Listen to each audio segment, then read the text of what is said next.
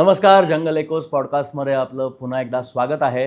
आज एका खूप इंटरेस्टिंग व्यक्तीबरोबर चर्चा होणार आहे. जनरली जंगल म्हटल्यानंतर जंगलात आपल्याला फिरवणार कोण हा प्रश्न असतो आणि गेली काही वर्ष खूप छान पद्धतीने हे काम करणारा आमचा खूप चांगला आणि लाडका मित्र जो जंगलाकडे खूप वेगळ्या दृष्टिकोनातनं बघतो आणि त्याची संस्था आहे, त्याची स्वतःची कंपनी आहे आणि तो खूप ॲक्टिव्हली गेली काही वर्ष एका वेगळ्या पर्स्पेक्टिव्हनी जंगल दाखवण्याचा प्रयत्न करतो आहे, असा आमच्या सगळ्यांचा लाडका परेश देशमुख. सो परेश देशमुखची कंपनी आहे फुटलूस जर्नीज आणि ही कंपनी कशी सुरू झाली आणि जंगल नक्की कसं बघावं, कसं वाचावं ह्याबद्दल परेशकडे खूप इंटरेस्टिंग इन्साईट्स आहेत. तर जाणून घेऊया परेशला काय म्हणायचं आहे ओव्हरऑल इको टुरिझम ह्या संकल्पनेबाबतीत.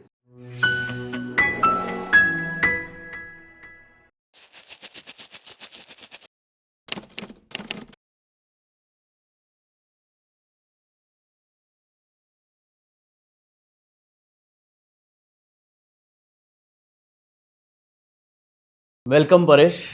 Thank you. Thank you for coming on Jungle echoes.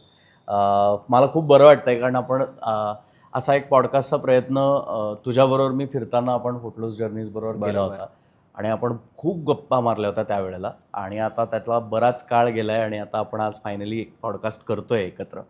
So before we begin the conversation मला जाणून घ्यायला आवडेल की तुझी वाईल्डलाईफची जी पहिली ओळख होती किंवा तुझी जी एक जंगलाशी झालेली पहिली ओळख होती ती कधी झाली, कशी झाली?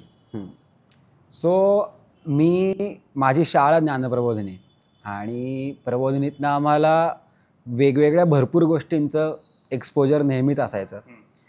म्हणजे मला अगदी आठवतं आहे की आम्हाला पिकनिक्स नसायच्या. आम्हाला 5वीपासून ट्रेक्स असायचे, पावसाळी, हिवाळी आणि उन्हाळ्याचे.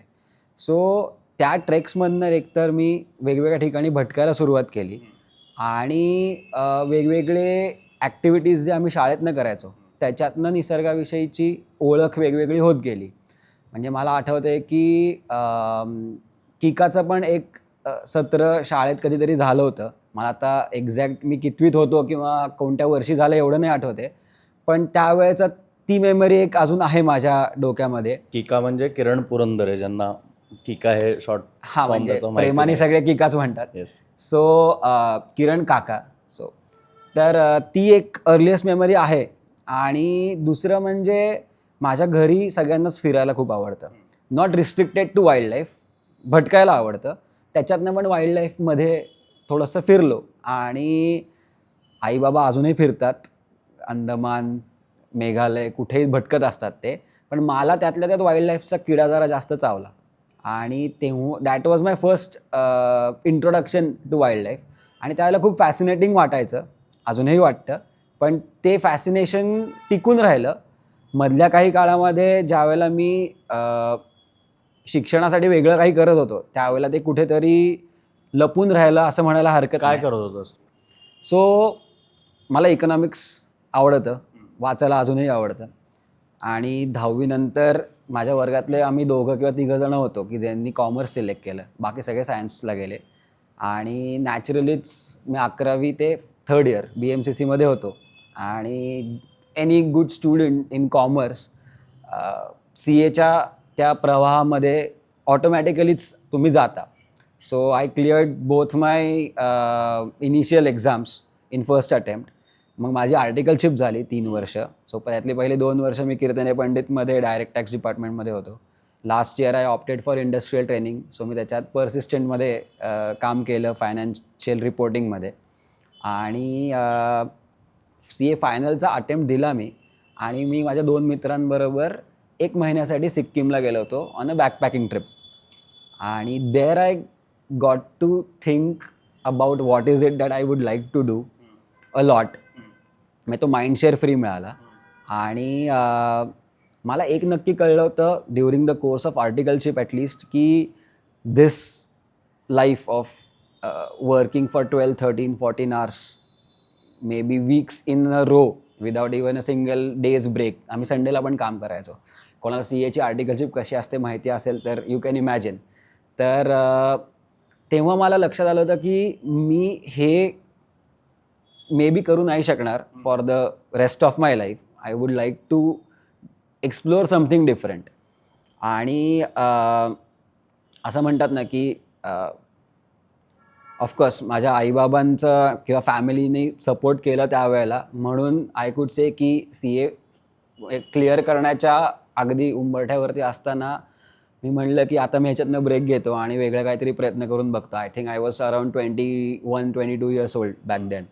आणि ते एक्सप्लोअर करताना मला लक्षात आलं की मी ज्या पद्धतीने जंगल फिरतोय तसंच जर का लोकांना पण मी फिरवलं तर कदाचित it could be something that can result in to something bigger.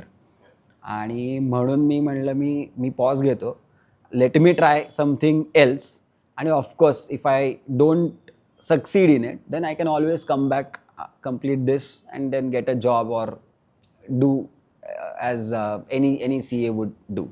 So I think that has been the journey from my schooling days te how I ended up thinking of doing something in this field. But clearly you have succeeded, कारण तू almost फुटलूस जर्नीजला मला वाटतं 10 वर्ष झाली. So तू 10 वर्ष खूप successfully company run करतोयस आणि बरीच लोक तुझ्याशी कनेक्टेड आहेत. फुटलूसच्या प्रवासाबद्दल गप्पा मारायच्या आधी मला एक इंटरेस्टिंग प्रश्न विचारायला आवडेल, कारण जनरली आपल्याकडे करिअर चॉईसेसबद्दल खूप जसं तू म्हणालास सोसायटीचं एक परसेप्शन असतं, आपल्या आजूबाजूला जे मित्रमैत्रिणी असतात त्यांचं काहीतरी ठरलेलं असतं. त्यामुळे करिअर चॉईसेस करताना आपण सुद्धा थोडेसे एका कुठल्या तरी बाजूला झुकतो किंवा एक इन्क्लिनेशन असतं. वाईल्ड लाईफ जेव्हा बोलतो आपण किंवा बघतो, वाईल्ड लाईफमध्ये फार स्कोप दिसत नाही कोणालाच, कारण करिअर म्हणून चूज करताना किंवा एक वाईल्ड लाईफ टुरिझम कंपनी आपण रन करायची असा निर्णय आपण जेव्हा घेतो त्यावेळेला कुठलंच असं पोर्टल नाही आहे आजपर्यंत की जिथे तुला एक प्रॉपर चॅनल दिसेल, जिथे तुला कळेल की अच्छा या स्टेपनंतर ही स्टेप, मग ही स्टेप. देर इज, तू स्वतःचा बॉस आहेस, तू स्वतःचे रूल्स बनवणार आहेस.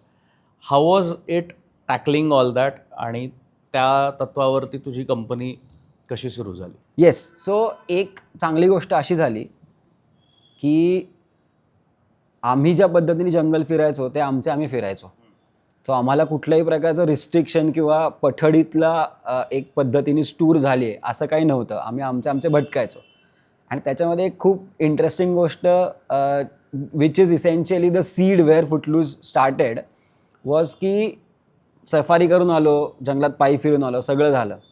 पण मग त्याच्यानंतर काय करायचं, तर मग आम्ही आमच्याबरोबर आलेला गाईड त्याला म्हणायचो, चल रे जरा तुझ्या शेतावरती जाऊन येऊ रात्री, चल रे तुझ्या घरी जाऊ, तुझ्या घरच्यांना भेटायचं आहे. सो ह्या सगळ्या उपद्व्यापांमुळे आणि त्यांच्याबरोबर घालवलेला जो वेळ होता त्याच्यामधनं आम्हाला जंगलाची खूप वेगळी बाजू कळायला लागली. आपण ज्यावेळेला जंगलात फिरतो त्यावेळेला we are there for 4, 5, 10 days, पण जंगलात फिरणं आणि जंगलाच्या बाजूला राहणं हे त्या एकाच जंगलाचे 2 खूप वेगवेगळे एक्सपिरियन्सेस आहेत. ओके, सो जंगलाच्या बाजूला राहणं म्हणजे काय आणि how the communities that are living over there ह्यांचं लाईफ जंगलाबरोबर कसं जोडलेलं आहे हे आम्हाला त्यातनं कळत गेलं. आणि मला ते खूप फॅसिनेटिंग वाटायचं. फॉर एक्झाम्पल तू सांगू शकतोस? म्हणजे अगदी सिम्पल प्रश्नांपासून त्याची सुरुवात झाली की गाईड किंवा ड्रायव्हर तुमचा जो कुठल्याही सफारीला अगदी जाणाऱ्या माणसाचा रेग्युलर कॉन्टॅक्टमधले हे 2 व्यक्ती असतात. ठीक आहे, तुम्ही 5-6 सफारी करता तर तुमच्याबरोबर गाईड ड्रायव्हर तर असतात. सिम्पल प्रश्न आहे, जंगल वर्षातले 9 महिने चालू असतं, उरले 3 महिने जंगल बंद असतं. या 3 महिन्यांमध्ये उपजीविकेचं साधन काय आहे तुमचं? ह्या सिम्पल प्रश्नापासूनच सुरुवात झाली होती. मग तुमचं शेत आहे का? मग काहींचं होतं, काहींचं नव्हतं. मग ज्यांचं नव्हतं ते दुसऱ्यांच्या शेतावरती भात लावणीला लेबर म्हणून काम करायचे ड्युरिंग पावसाळ्याचे 3 महिने. ज्यांचं होतं त्यांच्याकडनं असं कळलं की शेतात पीक उगवलं की रानडुकरं किंवा निलगाईंचा किती त्रास होतो, जेव्हा क्रॉप रेड्स ज्याला म्हणतात त्यांचा किती त्रास होतो. सो या अगदी सिम्पल प्रश्नापासून अक्षरशः सुरुवात करू शकतं कोणीही. आणि अगदी अशाच सिम्पल प्रश्नांपासून आमची सुरुवात झाली ते एक्सप्लोअर करायला की नक्की जंगलाच्या बाजूला राहणं म्हणजे काय असतं.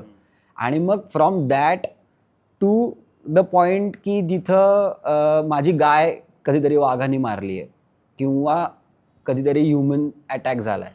सो हे सगळे एक्सपिरियन्सेस. बरं, त्यात दुसरी महत्त्वाची गोष्ट अशी आहे की not all experiences are conflict related. खूप सुंदर एक्सपिरियन्सेस पण असतात. म्हणजे गाईडने आम्हाला किंवा गावातल्या एका व्यक्तीने आम्हाला स्वतःच्या तोंडाने सांगितलं आहे की तुम्ही शहरातनं येता 4-5 दिवस इथं राहायला, भरपूर पैसे कमावता आणि ते इकडे येऊन खर्च करता फॉर द क्लीन एअर किंवा पीस ऑफ माइंड. पण आम्ही इथंच राहतो आमचं अख्खं आयुष्य, मग आम्ही किती सुखी असो. सो हे ज्यावेळेला त्या म्हाताऱ्या माणसाकडनं तुम्ही ऐकता त्यावेळेला तुमचे कान डोळे काय सगळंच उघडतं एकदम आणि तुम्हाला त्यातली वेगळी बाजू पॉझिटिव्ह बाजू पण कळायला लागते. सो आम्हाला म्हणजे मला सगळ्यात भावलेली गोष्ट ह्याच्यातली काय होती की हो माझ्या शेतामध्ये नुकसान होतं, हो कधीतरी माझी गाय बकरी पण मारली जाते, पण तरीसुद्धा मी टॉलरन्स पण नाही म्हणणार, I would say the kind of acceptance these communities have towards having wild animals around them हा फारच हे खूपच फॅसिनेटिंग आहे. आणि मग हे जे सगळं मला फॅसिनेटिंग वाटायचं, आय थॉट की हे लोकांना पण फॅसिनेटिंग वाटू शकतं. म्हणजे जंगलात वाघ बघितल्यानंतर जेवढी मजा येते ना तेवढीच मजा मला ह्यांच्याशी बोलून यायची, तेवढीच मजा ह्यांच्याबरोबर जंगलात भटकून यायची. सो मग मला वाटलं की अरे हे दिस इज वर्थ एक्सप्लोरिंग आणि हे लोकांनी पण अनुभवावं, म्हणजे लोकांनी जंगल असं अनुभवावं असं मला वाटलं. आणि मी मगाशी म्हणलं तसं पठडीतली टूर माहीतच नव्हती, कारण आम्ही आमच्या भटकायचो त्याला असंच भटकायचो. So there was no format in our mind. So ज्याला 2015 साली आम्ही सुरू केलं तर जानेवारी 2015 to let's say September or August 2017 2-2.5 वर्षांमध्ये आम्ही धुमाकूळच घेतलं की किती लोकांना त्यांच्या कम्फर्ट झोनच्या बाहेर आम्ही घेऊन जाऊ शकतो for the sake of experience. हे आम्ही एक्सप्लोअर करत बसलो टू अन एक्सटेंट की एक अख्खी रात्र आदिवासी गावात राहू शकतो का. आणि मग ते सगळं केल्यानंतर आम्हाला पॉझिटिव्ह फीडबॅक्स लोकांचे आले की आज यावेळेला जंगल वेगळ्या पर्स्पेक्टिव्हने बघायला मिळालं. आम्ही सफारीज करत होतो, आम्ही वाघ शोधत होतो, वाघ बघत होतो, त्याच्याबरोबरीने हे सगळं करत होतो, पण इकोसिस्टीम पूर्ण काय आहे हे समजून घेत होतो, लोकांना तिकडच्या भेटवत होतो लोकांना. आणि त्याच्यातनं आम्हाला ultimately we could find a workable model ज्याच्यामध्ये आम्ही लोकांना in a set of 3-4 days जंगल जेवढ्या वेगवेगळ्या पर्स्पेक्टिव्हनी दाखवता येईल तेवढं दाखवू शकत आहोत ह्याचा कॉन्फिडन्स आम्हाला आला. आणि मग तेव्हापासनं स्केलिंग अप आणि मग ट्रॅव्हल कंपनी कशी चालते ह्याच्या सगळ्या गोष्टींना सुरुवात झाली. तू आत्ता इंटरेस्टिंगली एक गोष्ट बोललास की आम्ही वाघ पण बघत होतो, वाघ पण शोधत होतो, पण तू ते बोलताना वाघ पण असं म्हटलास. सो बरेचदा टुरिस्ट जेव्हा येतात तेव्हा त्यांची अपेक्षा असते की आम्ही अमुक अमाऊंट भरलेली आहे पर सफारी, तर आम्हाला वाघच बघायचा आहे किंवा वाघाबरोबर. आता थँकफुली आता मोबाईल बॅन झालेत सगळ्या जंगलांमध्ये, नाहीतर ते फॅसिनेशन असतं की वाघाबरोबर सेल्फी काढायचा आहे किंवा वॉट एव्हर. किंवा मोबाईल्स असल्यामुळे वाघाच्या जास्तीत जास्त जवळ जाण्याचे प्रयत्न हे सगळं होतं. पण हे सगळं झालं वाघ सेंट्रिक. तर ते जे वाघ सेंट्रिक टुरिझम चालू आहे आत्ता तरीसुद्धा काही पॉकेट्समध्ये काही companies through, how do you look at it as a company? मला असं वाटतं की ज्यावेळेला मी म्हणतोय की I am taking people on an eco tour, तर त्यावेळेला लोकांना एअरपोर्ट और रेल्वे स्टेशन और बस स्टँडवरनं पिकअप करणं इथपासनं तुमची जबाबदारी सुरू होत नाही. तुमची जबाबदारी सुरू होते ओरिएंटेशनपासनं. त्यांनी त्यांची जर्नी सुरू करायच्या आधी तुम्ही त्यांचं काय ओरिएंटेशन घेतलं आहे, ह्याच्यात ती जर्नी कशी असणार आहे आणि लोकांचे एक्सपेक्टेशन्स काय असणार आहेत, किंवा लोकांना एन्टायटल्ड वाटणार आहे का, की मी whatever you said hints towards entitlement की मी आलो आहे तर मला वाघ दिसला पाहिजे. तर I think as a eco tour operator तुमची जर्नी ही ओरिएंटेशनपासून सुरू होते की तुम्ही लोकांना जंगलात घेऊन जाण्याआधी त्यांच्याबरोबर काय डायलॉग करताय, त्यांना किती सेन्सिटाईज करताय, जंगलामध्ये आपल्याला काय बघायचं आहे, कसं बघायचं आहे, जंगलात जायचे नियम काय आहेत, त्या जागेला काहीतरी सँक्टिटी येणार आहे, काहीतरी पावित्र्य आहे, ते कसं तुम्ही राखून ठेवणार आहात तुमच्या तिकडच्या व्हिजिटमधनं, त्याला डॅमेज कधीही नाही व्हायला पाहिजे. तर हे तुम्ही ॲज अ इकडूर कंपनी ओरिएंटेशनमध्ये काय सांगताय लोकांना ते तिथपासून त्याची सुरुवात होते. That orientation is where you set the tone. आणि त्याच्यातच तुम्ही जर का एक्सपेक्टेशन्स लोकांचे सेट केलेत तर तुम्हाला when they are actually on field तुम्हाला लोकांना सांभाळायला, त्यांच्या अपेक्षा सांभाळायला जास्त सोपं पडतं. दुसरा त्याच्यामधला महत्त्वाचा मुद्दा आहे, म्हणजे मी स्वतःलाही सांगतो हे आणि I always tell this to my team of naturalist also, ज्या सफारीमध्ये वाघ दिसतो ती सफारी सगळ्यात सोपी आहे. ज्या सफारीमध्ये वाघ दिसत नाही that is the most difficult safari. Again from managing peoples expectation point of view, तिथं तुमचं स्किल ॲज अ नॅचरलिस्ट आणि as a communicator also comes in handy. म्हणजे तुम्हाला फक्त जंगलाविषयीची भरपूर माहिती आहे एवढंच इनफ नाही आहे, ती माहिती तुम्हाला खूप इंटरेस्टिंग पद्धतीने लोकांना सांगता पण आली पाहिजे. त्यात दोन भाग आहेत. उद्या ते झाडावरती बसलेलं मॉटल्ड वूड आऊल बघून मलाच काही नाही वाटलं तर मी काय लोकांना ते भारी करून सांगणार आहे ना. पण जोपर्यंत मला भारी वाटतंय की यार काय बसलंय, यार काय कॅमोफ्लाज होतंय किंवा कशी मान हलवतंय, ते ज्यावेळेला मला फॅसिनेटिंग वाटेल तेवढ्या इंटेन्सिटीने मी ते लोकांपर्यंत कन्व्हिन्सिंगली पोहोचवू शकतो. सो मला कुठल्याही गोष्टी, मला झाड बघून पण भारी वाटलं पाहिजे, मला फुलपाखरं बघून पण भारी वाटलं पाहिजे. So how many such elements are there in the jungle that I feel passionate about. ही लिस्ट जेवढी मोठी आहे तेवढी the safari becomes easier for you from a naturalist point of view, की तुम्ही लोकांचे एक्सपेक्टेशन चांगल्या पद्धतीने मॅनेज करू शकता. की वाघ नाही दिसला तर काहीच नाही दिसलं हे उत्तरच नसलं पाहिजे. एखाद्या सफारीमध्ये वाघ नाही दिसला किंवा बिबट्या नाही दिसला आणि तुम्ही बाहेर आलात आणि तुम्ही विचारलं लोकांना की काय दिसतं जंगलामध्ये, आणि लोकांनी जर का सांगितलं काहीच नाही दिसलं आज, तर काहीच नाही दिसलं असं कसं होईल? हरणं दिसली, गवे दिसले, रानडुकरं दिसली. म्हणजे मला एक किस्सा सांगावा असा आठवेल. रानडुक्कर म्हणल्यामुळे, आणि मी काही काही गोष्टींना लिहून आणल्यात मुद्दामून आठवून आणि रानडुक्करचा विषय आला, कोर मेमरी आहे ती माझ्यासाठी. कान्हामध्ये एकदा आम्ही चाललो होतो आणि आमची पहिली गाडी होती. जे रेग्युलर सफारी जातात त्यांना पहिली गाडी जंगलात जाणं ह्याच्यात एक फॅसिनेशन काय असतं आणि प्रोज कॉन्स काय असतं ते सगळं माहिती आहे.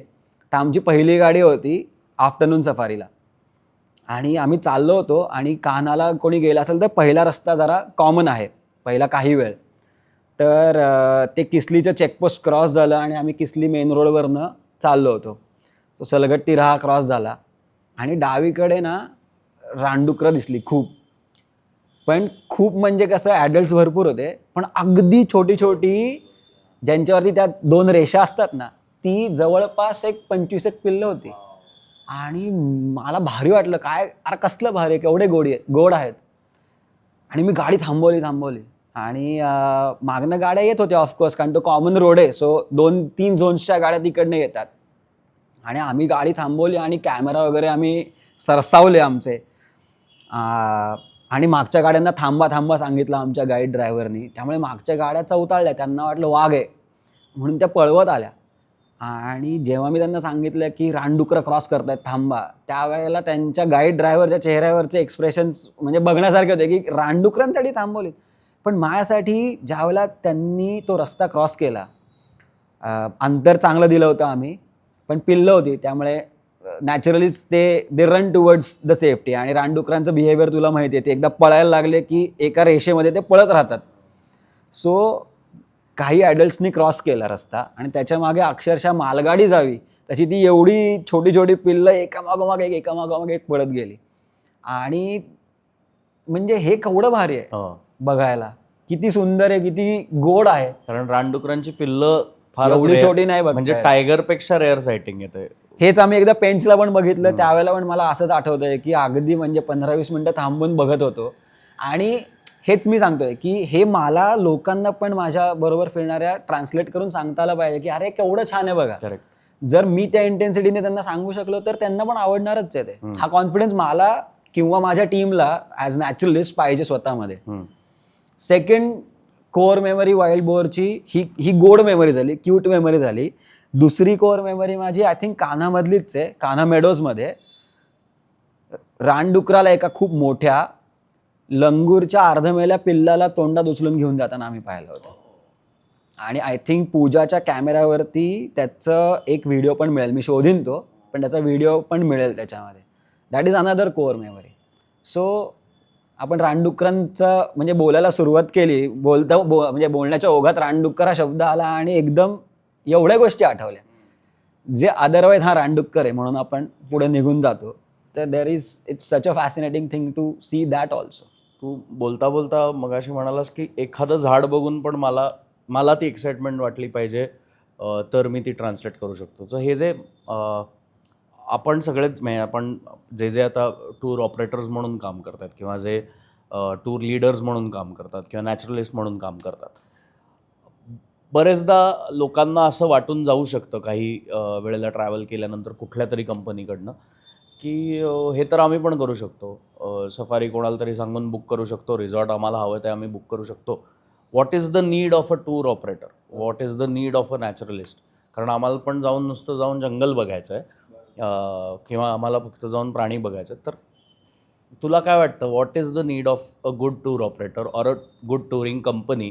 Y do people start companies like this? कारण बऱ्याच लोकांना आता तर since internet has become free, it's very easy for people to gain access to all this platforms. म्हणजे काही ठिकाणी जसं पूर्वी टुरिझम म्हटलं की काही लोकेशन्स असायची, ज्या कंपनीज तिथल्या एक्सपर्ट्स आहेत त्यांच्या थ्रूच बुकिंग करून त्या लोकेशन्सला जाता यायचं, ते तिथली काहीतरी एक आयटनरी प्लॅन करून आणायचे. वाईल्डलाईफ बाबतीत तसंही नाही आहे. वाईल्डलाईफ बाबतीत तुला नॅशनल पार्क्स, टायगर रिझर्वची नावं कळली की you can now find out the portals where you can book the safaris. तिथे गेल्यानंतर, गेटवर गेल्यानंतर अनेक जण प्रश्न विचारतात की अरे सफारीचे चार्जेस तर एवढे दिसत आहेत, पण मग तुम्ही आमच्याकडनं एवढे घेतलेत. तर त्यांना ते हिडन कॉस्ट माहिती नसतात, बरेचदा जिप्सी किंवा हे माहिती नसतं. सो तुझ्या कंपनीचा काय इम्पॉर्टन्स तुला वाटतो, किंवा in general eco tourism company किंवा as a tour operator, how important are we as mediators for connecting people with the forest? So मी 2 टप्प्यांमध्ये याचं उत्तर देतो. पहिलं तू म्हणलास की इंटरनेट आलं आहे. So instead of internet I would say technology has become very easily accessible to everyone. So त्याचं अर्लिएस्ट एक्झाम्पल आपण जर का बघितलं तर मेक माय ट्रिप किंवा Booking.com अशी ज्या वेळेला पोर्टल्स चालू झाली आणि आता बूममध्ये आहेत, असे अनेक आहेत आणि पोर्टल, तर त्यावेळेला ट्रॅडिशनल बुकिंग एजंट्सची नीड कमी कमी व्हायला लागली. बरोबर आहे. म्हणजे आधी सुरुवात झाली की फ्लाईट्स मी माझ्या बुक करू शकतो, but later on me hotel पण माझं बुक करू शकतो. मेक माय ट्रिपवरनं मी ताडोबाची ट्रिप पण बुक करू शकतो किंवा केरळची करू शकतो. ताजमहाल बघायला जायचं आहे मला, मेघालय बघायला जायचं आहे, मी काही करू शकतो आता, म्हणजे अख्खी trip. So that in a way sort of eliminated the need of a traditional tour operator, maybe to certain extent झालं पण आहे.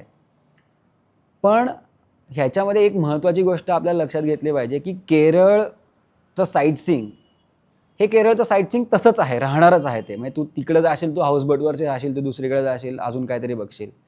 किंवा ताजमहाल किंवा जयपूरमधलं ते एकदम फेमस गोल्डन ट्रायंगल काहीतरी म्हणतात. हां, नाही, जयपूर, आग्रा, दिल्ली असा तो एक हे आहे. सो तिकडचे जे मॉन्युमेंट्स आहेत ते मॉन्युमेंट्सच राहणार आहेत. तुम्ही आज जा, उद्या जा, 5 वर्षांनंतर जा. Wild life is a expertise or knowledge driven travel industry is what I would से. ठीक आहे.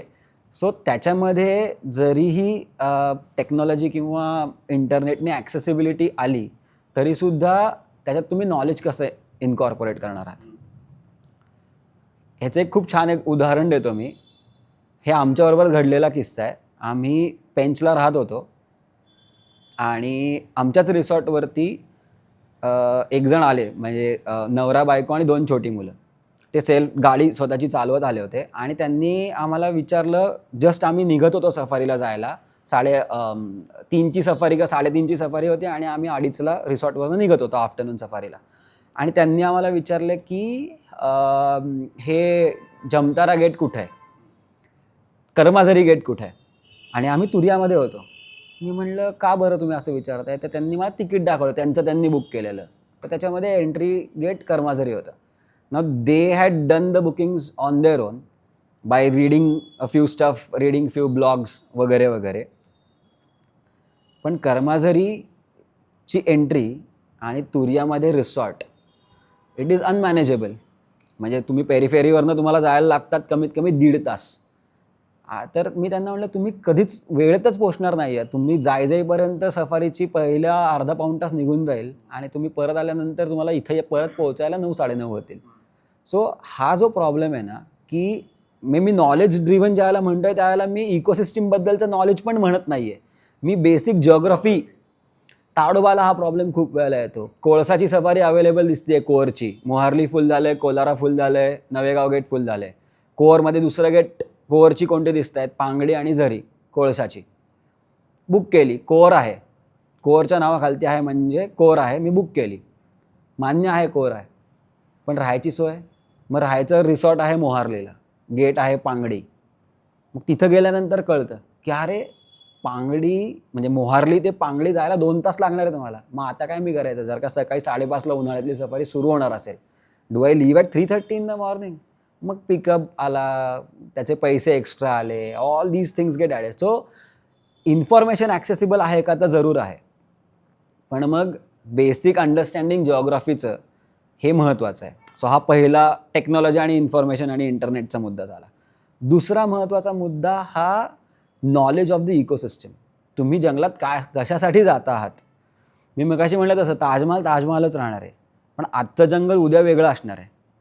सो ते अनुभवायचं ज्यावेळेला तुम्हाला आहे त्यावेळेला you can't just go and you can obviously, but then you may not get the best out of your visit is what I would say. जे म्हणजे आधीच्या मुद्द्यामध्ये जसे लॉजिस्टिकल हिंड्रन्सेस आपण ॲड्रेस केले, तसे ह्याच्यामध्ये एक्सपिरियन्शियल हिंड्रन्सेस आहेत. की मी जंगलात जातो आहे, बऱ्याच वेळा लोकांचं असं होतं की गेलो आहे, गाईड ड्रायव्हरने फिरवलं आहे आणि आम्ही परत आल्यानंतर काय बघितलं तर वाघ नसतो दिसलेला, तर काहीच नाही बघितलं. ते काहीच नाही दिसलं हे उत्तर जर का तुम्हाला बदलायचं असेल ना, तर then you should be travelling with a travel company with a experience provider. मी तर म्हणेन बुकिंग एजंट्ससुद्धा एक कॅटेगरी त्याच्यामध्ये आहेच, जे they are doing their business very well आणि nothing wrong in it. But booking agents पण ultimately will get you the best zones, best resorts, best logistical support may be. But again सफारीमध्ये तुम्ही गेल्यानंतर आणि दुसरं म्हणजे सफारीवरनं परत आल्यानंतर तुम्ही काय करताय, तर त्यासाठी एक्सपिरियन्सेस ऑफर करणारी travel company should be your partners. If you are looking for something like this, then definitely you will have to or you should go for such a service provider. आणि sorry ह्याच्यात फक्त एक add करतो, wild लाईफमध्ये आता भरपूर फॅमिलीजना interest यायला लागला आहे. तर especially when you are travelling with your kids, having no logistical issues हा तर एक खूप महत्त्वाचा मुद्दा बनतोच. पण ॲट द सेम टाईम ज्यावेळेला तुम्ही तुमच्या लहान मुलांना निसर्गाला इंट्रोड्यूस करताय, तर त्यावेळेला it has to happen through if it happens through a very good channel, तर ते कनेक्शन चांगलं तयार होऊ शकतं. कारण अल्टिमेटली लहान मुलंच मोठी झाल्यानंतर म्हणजे अगदी ते पुस्तकी भाषेत राखणदार होणार आहेत निसर्गाचे, या संपत्तीचे वगैरे असं आपण म्हणतो, पण ते खरं आहे. तीच मुलं मोठी झाल्यानंतर are going to be the stakeholders. So त्यांना तुम्ही आत्ता कशा पद्धतीने निसर्गाला इंट्रोड्यूस करताय ह्याच्यावरतीच ठरणार आहे गोष्ट. काही गोष्टी हायलाईट करायच्या वाटतात त्या म्हणजे बरेचदा सोशल मीडियावरती कुठले तरी इन्फ्लुएन्सर्स कुठल्या तरी कंपनीबरोबर त्यांच्या मार्केटिंगसाठी ट्रॅव्हल करतात आणि ते व्हिडिओ बनवताना फक्त एवढंच म्हणतात, जसं तू आत्ता म्हणालास की पार्कचं नाव घेतात की मी काय आज ताडोबामध्ये आलो आहे आणि मला ताडोबामध्ये हे दिसतंय, किंवा मी आज पेंचमध्ये आली आहे आणि मी हे बघितलं इकडे. सो जेव्हा हे फक्त पार्कचं नाव घेतलं जातं त्यावेळेला त्याच्यातल्या बऱ्याचशा जॉग्राफिक डिटेल्स मिसिंग असतात. ताडोबा हा जो एरिया आहे त्याचे किती ओपनिंग गेट्स आहेत, त्याला किती अप्रोच गेट्स आहेत, त्याचे झोन्स कुठले कुठले आहेत, याची बरीचशी माहिती इधर लोकल्सकडे असते किंवा चांगल्या टूर ऑपरेटर्सकडे असते. सो सोशल मीडियावरचे हे रील्स बघून बरेचसे लोक अरे ताडोबात तर हे दिसतं, पण ते कुठल्या झोनमध्ये आहेत, कुठल्या गेटमधनं आत गेलेत ही माहिती बरेचदा त्याच्यात दिली जात नाही. कारण जे सोशल मीडिया इन्फ्लुएन्सर्स व्हिडिओज बनवतात ते हार्डली 1 ते 1.5 मिनिटाचे असतात. त्यात त्यांनाही रिस्ट्रिक्शन्स असतात किती कॉन्टेंट ते टाकू शकतात त्याच्यात, त्यामुळे ते सगळे डिटेल्स टाकत नाहीत. They try to make it as exciting and as thrilling as possible for the company they are travelling with. बरेचदा याच्यात कोलॅबरेशन्स असतात, बरेचदा काही कंपनीज पे करतात इन्फ्लुएन्सर्सला किंवा ट्रॅव्हल इन्फ्लुएन्सर्स, ट्रॅव्हल ब्लॉगर्स आजकाल खूप आहेत, जे खूप वेगळं इंटरेस्टिंग काम करत आहेत. But they are, I feel they are just giving you the basic introduction to a certain area. ह्यामध्ये ही जी मिसिंग इन्फॉर्मेशन आहे किंवा ही जी मिसिंग इन्फॉर्मेशन असते बरेचदा, तुला काय वाटतं ॲज कंपनी म्हणून ही इन्फॉर्मेशन तुमच्याकडनं कशी प्रोव्हाइड केली जाते अदर दॅन, म्हणजे जे आता तुझ्याबरोबर ट्रॅव्हल करतायत ते तर त्यांना कळणारच आहे ट्रॅव्हल केल्यानंतर, पण ट्रॅव्हल करायच्या आधी ह्याबद्दलचा काही अवेअरनेस किंवा ह्याबद्दलचं काही काम ॲज अ कंपनी तुमच्याकडनं होतं आहे का किंवा ते केलं गेलं पाहिजे का? डेफिनेटली केलं गेलं पाहिजे. एक तर म्हणजे प्युअर तू बिझनेस चालवण्याच्या दृष्टीने म्हणलास तर कुठल्याही बिझनेसमध्ये सगळ्यात महत्त्वाची गोष्ट असते विश्वास आणि ट्रान्सपरन्सी. तुम्ही किती मेंटेन करताय तुमच्या कस्टमर्सबरोबर. सो अगदी त्या नॅरो किंवा अगदी बेसिक पॉईंट ऑफ व्ह्यूनी किंवा फाउंडेशनल पॉईंट ऑफ व्ह्यूनी जरी विचार केलास तरी पण making things clear before anybody purchases your service is a bare minimum necessity. म्हणजे that is core ethics of doing any business की नाही. सो तू ताडोबाचं उदाहरण सांगितलंस की एवढे एंट्री गेट्स आहेत. मी तुला सिम्पल एक्सपिरियन्स सांगतो की आता ताडोबाबद्दल सगळ्यांना हे माहिती आहे की you need to plan very much in advance तर तुम्हाला हवे ते झोन्स, हवे ते गेट्स तुम्हाला मिळतील. पण नसतं रे शक्य प्रत्येकाला 4 महिने 4.5 महिने इनफॅक्ट आधी की 120 दिवस आधी पोर्टल ओपन होणार आहे, तर ओपन झाल्या मला बुक करायचं आहे. 4.5 महिने आधी कसं शक्य आहे प्रत्येकाला प्लॅन करता येणं.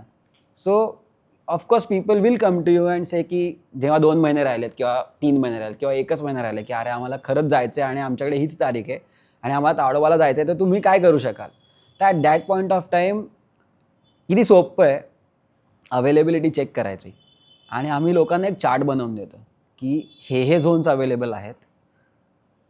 रिसॉर्टपासनं ट्रॅव्हल टाईम एवढा तुम्हाला करायला लागेल त्याच्यासाठी. आणि wild life movement, tiger movement नाही, wild life movement very good, very good, good, decent. Just share that chart with them.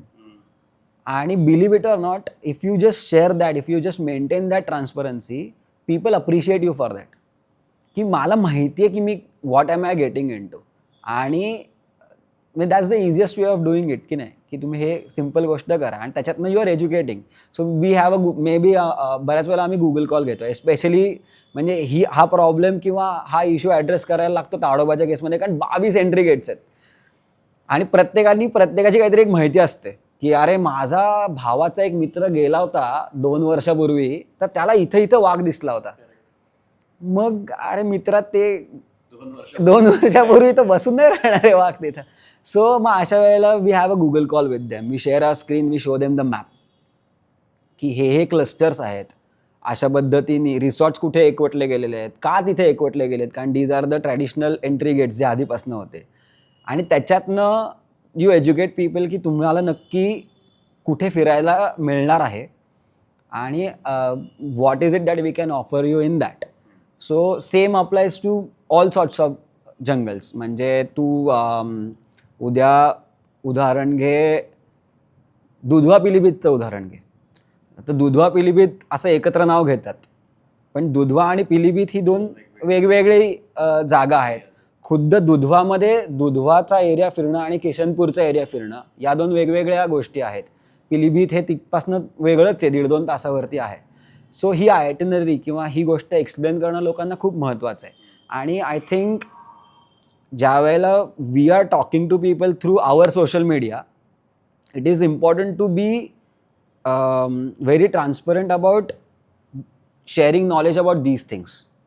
म्हणजे आपण म्हणतो ना की कोणी माझ्याबरोबर आलं तरच मी त्यांना ही माहिती शेअर करीन, तर तेवढं सीमित नाही ठेवलं पाहिजे. तुम्ही थोडीशी माहिती म्हणजे शेअर केली पाहिजे. भले 10 पैकी 2 लोक, 3 लोक, 4 लोक ती बघून त्यांचे जातील, पण उरलेली 7 लोक will appreciate you for that आणि they will come to you because that also shows की तुमचं त्या डेस्टिनेशनबद्दलचं नॉलेज किती चांगलं आहे. So I think social media प्रत्येक ट्रॅव्हल कंपनीचा हा सुद्धा अपकमिंग टूर्सच्या तारखा देणं किंवा आम्हाला किती भारी वाघ दिसला किंवा आम्हाला किती भारी सायटिंग झाले ह्याच्या बियॉन्ड जाऊन थोडंसं सोर्स ऑफ नॉलेज बनलं पाहिजे. जंगलाबद्दलचं सुद्धा लॉजिस्टिक्सबद्दलचं सुद्धा सो दॅट लोकांना ते बघून त्यांचे हॉलिडेज जरी त्यांना त्यांचे प्लॅन करायचे असतील तरी पण ते करता येते. आता तू जो कोलॅबरेशनबद्दल पण हलकं बोलून गेलास की इतर कंपनीजने सुद्धा एकमेकांना या बाबतीत नॉलेज शेअरिंग केलं पाहिजे. आय फील बरेचदा काय होतं की since business is involved most of the people जे अशा पद्धतीने टूर ऑर्गनायझर्स झालेले आहेत, टूर कंपनीज म्हणून मार्केटमध्ये त्यांचे पॅकेजेस अनाऊन्स करत आहेत, त्यामध्ये business is important for them की मला किती जास्तीत जास्त लोक घेऊन जाता येत आहेत. जसं आत्ता आपण मगाशी बोलत होतो आपल्या टीमबरोबर, त्यातला आमचा एक मित्र ट्रेकिंगची कंपनी चालवतो आणि खूप जास्त लोक घेऊन गेला एका ठिकाणी. तर त्या जंगलाची आणि आपली स्वतःची तेवढी कॅरिंग कपॅसिटी आहे का ह्याचं बरेचदा नॉलेज असूनसुद्धा लोक जास्त करतात किंवा एक 25-30च्या वरचे मोठे मोठे ग्रुप्स घेऊन जातात की बाबा मला बिझनेस हवा आहे, मला काही पडलेलं नाही आहे, जंगलात आपण इतकी लोकं घेऊन जातो आहे त्याचं काय फरक पडणार आहे. How do you look at it की is business that important or you feel की कॅरिंग कपॅसिटीचा आणि आपण किती लोकांना अशा सेन्सिटाईज्ड एरियामध्ये घेऊन जातो आहे त्याचा विचार केला पाहिजे. जंगलात किती गर्दी घेऊन जातो आहे ह्याचा विचार केलाच पाहिजे, पण ॲट द सेम टाईम मी हे पण म्हणेन की त्याच्यावरती कंट्रोल ठेवायला फॉरेस्ट डिपार्टमेंटनी एक मेकॅनिझम ऑलरेडी एस्टॅब्लिश केलेलं आहे which is restricting the number of vehicles that are entering the park each day, morning evening दोन्हीला. मला ह्याच्यामध्ये दुसरं वाटतं की ह्याच्यामध्ये as a travel company who claims to offer experiences or who claims to be engage themselves in eco tourism हे internal restriction पण कुठेतरी आलं पाहिजे. का मी म्हणतो आहे, मी ज्याला म्हणतो मी इको टूर ऑपरेटर आहे किंवा मी एक्सपिरियन्स प्रोव्हाइड करतो आहे लोकांना, तर इको टुरिझमच्या डेफिनेशनमध्येच येतं, अगदी बुक डेफिनेशनमध्येच येतं की there should be knowledge transfer about the destination, about the ecosystem when you say that you are undertaking an eco tour. जर का मी 50 लोकांना घेऊन जातो आहे तर मी कधी लोकांना जंगलाविषयीचं नॉलेज ट्रान्सफर करू and that too in a fascinating interesting way की त्यांना खेळवून किंवा त्यांना एंगेज राहून त्यांना ते सगळं कळलं पाहिजे किंवा त्यांनी ते जाणून घेतलं पाहिजे. I don't have the capacity to do that even if I am taking 50 people in a park on a tour. Okay, तर हा जो तो डिसिजन प्रत्येकाने घ्यावा असं मला वाटतंय. इफ अगेन मी तुला म्हणेन if there is a booking agent आणि if that booking agent wants to operate in this way, there is no restriction, there is no law that says की असं तुम्ही केलंच पाहिजे. बट जेव्हा ॲटलिस्ट मी म्हणतोय की मी इको टूर्स कंडक्ट करतोय ना, तर try to remain true to that definition as far as possible. So for me at least माझं काम ॲज अ नॅचरलिस्ट हे लोकांना वाघ दाखवणं किंवा लोकांना पक्षी दाखवणं किंवा लोकांना झाडं दाखवणं एवढ्यापुरतं सीमित नाही आहे. My duty as a naturalist is to connect people with nature, कारण ती गॅप खूपच वाढत चालली आहे. So if I am able to establish that connection between the two facilitate that, मला नॉलेज ट्रान्सफर आणि मला लोकांशी बोलणं हे क्रुशल आहे.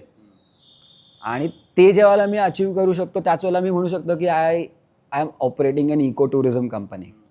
आणि ते तेव्हाच होणार आहे ज्यावेळेला you have a limited number of people with you. I am not saying की बिझनेस नाही केला पाहिजे, ऑफकोर्स केला पाहिजे. इनफॅक्ट त्याच्यामध्ये पेन पॉईंट्स पण आहेत जे genuinely eco tourism companies run करत आहेत. त्यांच्यासाठी पेन पॉईंट्स पण आहेत की there are so many probably for one genuine eco tour operator there are 10 such people ज्यांचं livelihood is not dependent on conducting eco or other conducting wild life safaris. they may have some other job. The only reason why they are conducting jungle safari holidays is because त्यांना त्यांची जी फिरायची आवड आहे त्याला काही cost लागू नये. So तो किती मोठा पेन पॉईंट आहे आय कॅनॉट स्ट्रेस इनफ, कारण त्यांना कॉस्टपेक्षा किंवा ॲट कॉस्ट पण घेऊन जाऊ शकतात ते. Where as a company who is running it as a business, त्यांना ओव्हरहेड्स आहेत, सॅलरीज आहेत, सगळंच आहे, रेंट आहे, तर त्यांना of course they will have to charge you for those things. आणि beyond that they will have to charge you for the service that they are offering which is the experience. So हे pain points तर फारच वेगळे आहेत. पण I would से की at least जेव्हा मी म्हणतोय की मला इको टूर कंपनी चालवायची आहे, त्यावेळेला मी या गोष्टीशी किंवा या I need to stay true to this thing की where I am able to share knowledge with people, I am able to connect them with the jungle and not just say की आज मी 10 गाड्या लावल्या, आज गेटवरती आमच्या 10 जिप्सी होत्या. मग ठीक आहे, चांगलं आहे, कोणाला त्याच्यामध्ये भूषणा हवं वाटत असेल तर it's very good business also. पण ती क्लॅरिटी असेल तर सगळ्यात उत्तम. मग त्यावेळेला असं नको म्हणायला की मी इको टूर कंडक्ट करतोय. म्हणजे I am not against anyone, I am not promoting anyone. All I am saying is that की स्वतःमध्ये ती क्लॅरिटी असलेली कधीही चांगली, की मी नाही करत इको टूर्स, मला बिझनेस करायचा आहे आणि मी जंगलात जेवढ्या लोकांना मला घेऊन येता येणं शक्य आहे तेवढ्या लोकांना घेऊन येतं आहे. As long as you have that clarity, amazing. पण त्यावेळेला इको टूर्स कंडक्ट करतोय असं नको म्हणायला, एवढंच अपेक्षा आहे. जसं अनेकदा आता मी बऱ्याच कंपनीजचे ग्रुप्स लीड करतो, माझी स्वतःची आत्ता कंपनी सुरू झाली आहे, त्यांना मी घेऊन जातो. मी सतत मला जे जे मिळतं आहे नॉलेज ते शेअर करण्याच्या माझं धडपड ती चालू असते.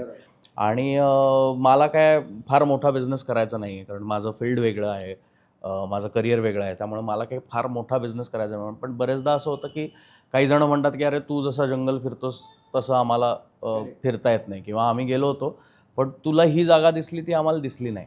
सो तेव्हा असं होतं की अरे मी तुम्हाला लोकेशन नाही पिन करून दाखवू शकत की अमुक एका जंगलात ही जागा इथे आहे. म्हणजे आता अनेक भारतातली जी काही काही अमेझिंग जंगलं आहेत तिथे मी काही काही वेळेला नुसतीच गाडी थांबवतो because I love the landscape. फक्त झाडं आवडली आहेत किंवा तिथे दिसणारा डोंगर आवडला आहे किंवा तिथून एखादा व्ह्यू पॉईंट आवडला आहे म्हणून मी तिथे गाडी थांबवून फक्त त्या जागेचा आनंद घेतो.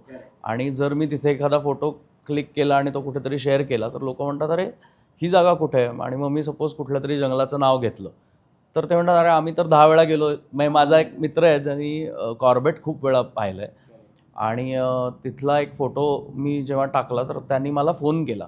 तर तो मला म्हणला की मी बॅक टू बॅक 24 सफारीज केल्या आहेत कॉर्बेटमध्ये, मला ही जागा आजपर्यंत दिसली नाही. तर मी म्हटलं की मला माहिती नाही तू कुठून सफारीज केल्यात काय केल्यात. तर तो म्हणला नाही नेक्स्ट टाईम तू जाशील तेव्हा मला तुझ्याबरोबर यायचं, मला ही जागा बघायची. सो हे जे जसं तू म्हणालास की मला जंगल जसं दिसतं ते मी तुम्हाला माझ्याबरोबर आल्यानंतरच दाखवू शकतो. Similarly for me also that works the same way.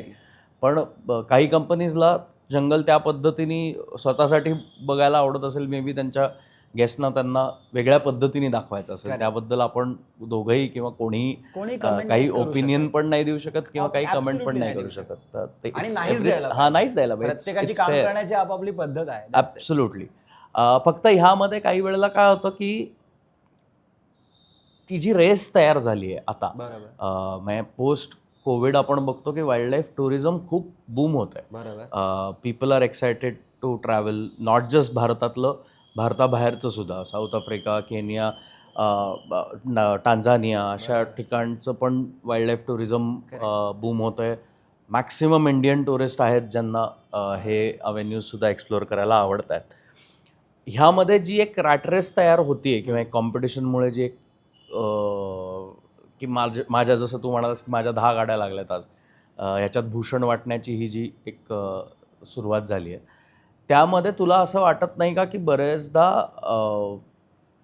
म्हणून मी कॅरिंग कपॅसिटीबद्दल विचारलं, की बरेचदा त्यामुळे फॉरेस्टवरती पण प्रेशर येतं, तिथल्या लोकल्सवरती म्हणजे गाईड्स आणि ड्रायव्हर्सवरती पण वेगळं प्रेशर येतं. कारण गाईड्स आणि ड्रायव्हरचा वेगळाच स्ट्रगल असतो. त्यांना सगळ्याच कंपनीजशी तितकंच चांगलं वागायचं आहे कारण त्यांचं पोट त्याच्यावरती आहे आणि त्यांना हे हवंच आहे की प्रत्येक कंपनीने मला निवडावं त्यांच्या पुढच्या सफारीसाठी. सो त्यामुळे they are trying to give out their best. म्हणजे रणथंबोर वगैरे सारख्या जंगलांमध्ये तर खूपच वाईट प्रकार बघायला मिळतात की जेव्हा फॉरेन टुरिस्ट फक्त टिप जास्त देत आहेत म्हणून ड्रायव्हर्स आणि गाईड्स काही वेळेला त्यांचं बिहेवियर बदलतं. बरोबर. जे अनफॉर्च्युनेट आहे. आणि ते काही वेळेला मी कॉल आऊट पण केलेलं आहे जंगलात असताना. मी ऑफिशियल्सला पण सांगितलं आहे की यार फक्त पैसे जास्त मिळत आहेत म्हणून तुमचं टिप जास्त मिळते म्हणून हे गाईड्स आणि बिहेवियर ज्या पद्धतीने रूल्स तोडायला बघत आहेत ते चुकीचं आहे, ते अनफेअर आहे. हे होत असताना मला असं वाटतं की as a company or as an operator or as somebody who loves nature and animals, it's also our responsibility to step down at times. की काही वेळेला बाबा ठीक आहे, ह्या जंगलात जास्त गर्दी होती ना, आपण जरा शिफ्ट होऊयात. आणि why I am coming to this point is, बरेचदा नागझिरा म्हटलं की लोक नाक मुरडतात, म्हणतात की नागझिरात काही दिसत नाही, भागच नाही आहेत नागझिऱ्यात. बट तू कन्सिस्टंटली नागझिरावरती फोकस केलं आहेस, तू नागझिरा प्रमोट करायचा खूप प्रयत्न करतोस. सो मी हा प्रश्न मुद्दामून आत्ता विचारतोय कारण बरेच ह्या कॉम्पिटिशनमध्ये सुद्धा अशी बरीचशी जंगलं आहेत जिथे पण प्राणी आहेत, जिथे पण एक जंगल बघता येतं, जंगलाचा अनुभव घेता येतो. वाघ कदाचित कमी असतील किंवा वाघ समोर येत नसतील कदाचित, पण मला असं वाटतं की हे पण खूप इम्पॉर्टंट आहे जे तू करतोयस किंवा इतर पण काही जण करायचा प्रयत्न करत आहेत की जिथे लेस व्हिजिटेड पार्क्स आहेत तिथे सुद्धा आपण जाऊच शकतो, तिथे पण आपण सफारीज कंडक्ट करूच शकतो. त्याबद्दल तुला काय? नागझिराचा विषय छेडलायस तेव्हा आता किती वेळ चालेल पॉडकास्ट माहीत नाही आता. But we have been to Nagzira together आणि तुला माहिती आहे ती जागा काय आहे. एक तर म्हणजे थोडासा पर्सनल बायस म्हणेन मी. म्हणजे मला एक सिम्पल प्रश्न किंवा लोक एक तर तुलाही खूप लोकांनी विचारला असेल की नाही की तुला which is your favourite jungle. एक तर most difficult question to answer माहिती आहे का, कारण कसं सांगणार रे काय आहे ते. पण मग मी थोडंसं डिप्लोमॅटिक उत्तर देतो त्याच्यामध्ये की मला जर का सगळ्यात आवडतं जंगल विचारलं तर मी कदाचित कान्हा सांगेन. सगळ्यात आवडती जागा विचारलीत तर कदाचित नागझिरा सांगेन. सी कुठल्याही जंगलाची क्वालिटी तिथं किती फ्रिक्वेंटली वाघ दिसत आहेत ह्याच्यावरती नाही ठरली पाहिजे यार. तुम्हाला जंगलामध्ये जाऊन काय काय गोष्टी बघता येतात हे जर का छान माहिती असेल किंवा हे जर का छान कळत असेल तर एखाद्या जंगलात वाघ कमी दिसत असून सुद्धा you can equally enjoy that experience. आणि या बाबतीमध्ये मी आवर्जून सांगेन की मला नक्की अभिमान आहे माझा आणि माझ्या टीमचा की फॉर द पास्ट 10 years आम्ही कन्सिस्टंटली लोकांना नागझिरामध्ये घेऊन जातो हे सांगून की वाघ दिसणार नाहीये आणि लोक येत आहेत. त्याच्यात लोकांचंही तेवढंच श्रेय आहे की त्यांनी तो विश्वास आमच्यावरती दाखवला. पण काय सांगू रे नागझिराबद्दल, म्हणजे काय काय नाही बघितलंय रे. म्हणजे नागझिराला जंगलाच्या आत राहता येतं. कोर झोनमध्ये गेस्ट हाऊस आहे फॉरेस्ट डिपार्टमेंटचं, यू कॅन बुक दॅट, तिथं राहता येतं. कितीतरी वेळेला रात्री रूमच्या बाहेर, कॅन्टीनच्या बाहेर, मी मगाशी माझा टीम मेंबर वरद आणि आम्ही बसलो होतो आणि number of times we just tried to recall की किती वेळेला आपण रात्री रूमच्या किंवा कॅन्टीनच्या बाहेर मध्ये बिबटे पाहिलेत. 9 वेळेला पाहिलेत आजपर्यंत, इन्क्लुडिंग मेटिंग पेअर्स 2दा, शिकार खाताना 1दा आणि फिरताना असंच रॅन्डम उरलेल्या वेळेला. बेसरानी वॉटर होलमध्ये ड्रॉंगोला बुडवून मारलेलं मी नागझिरात पाहिलंय.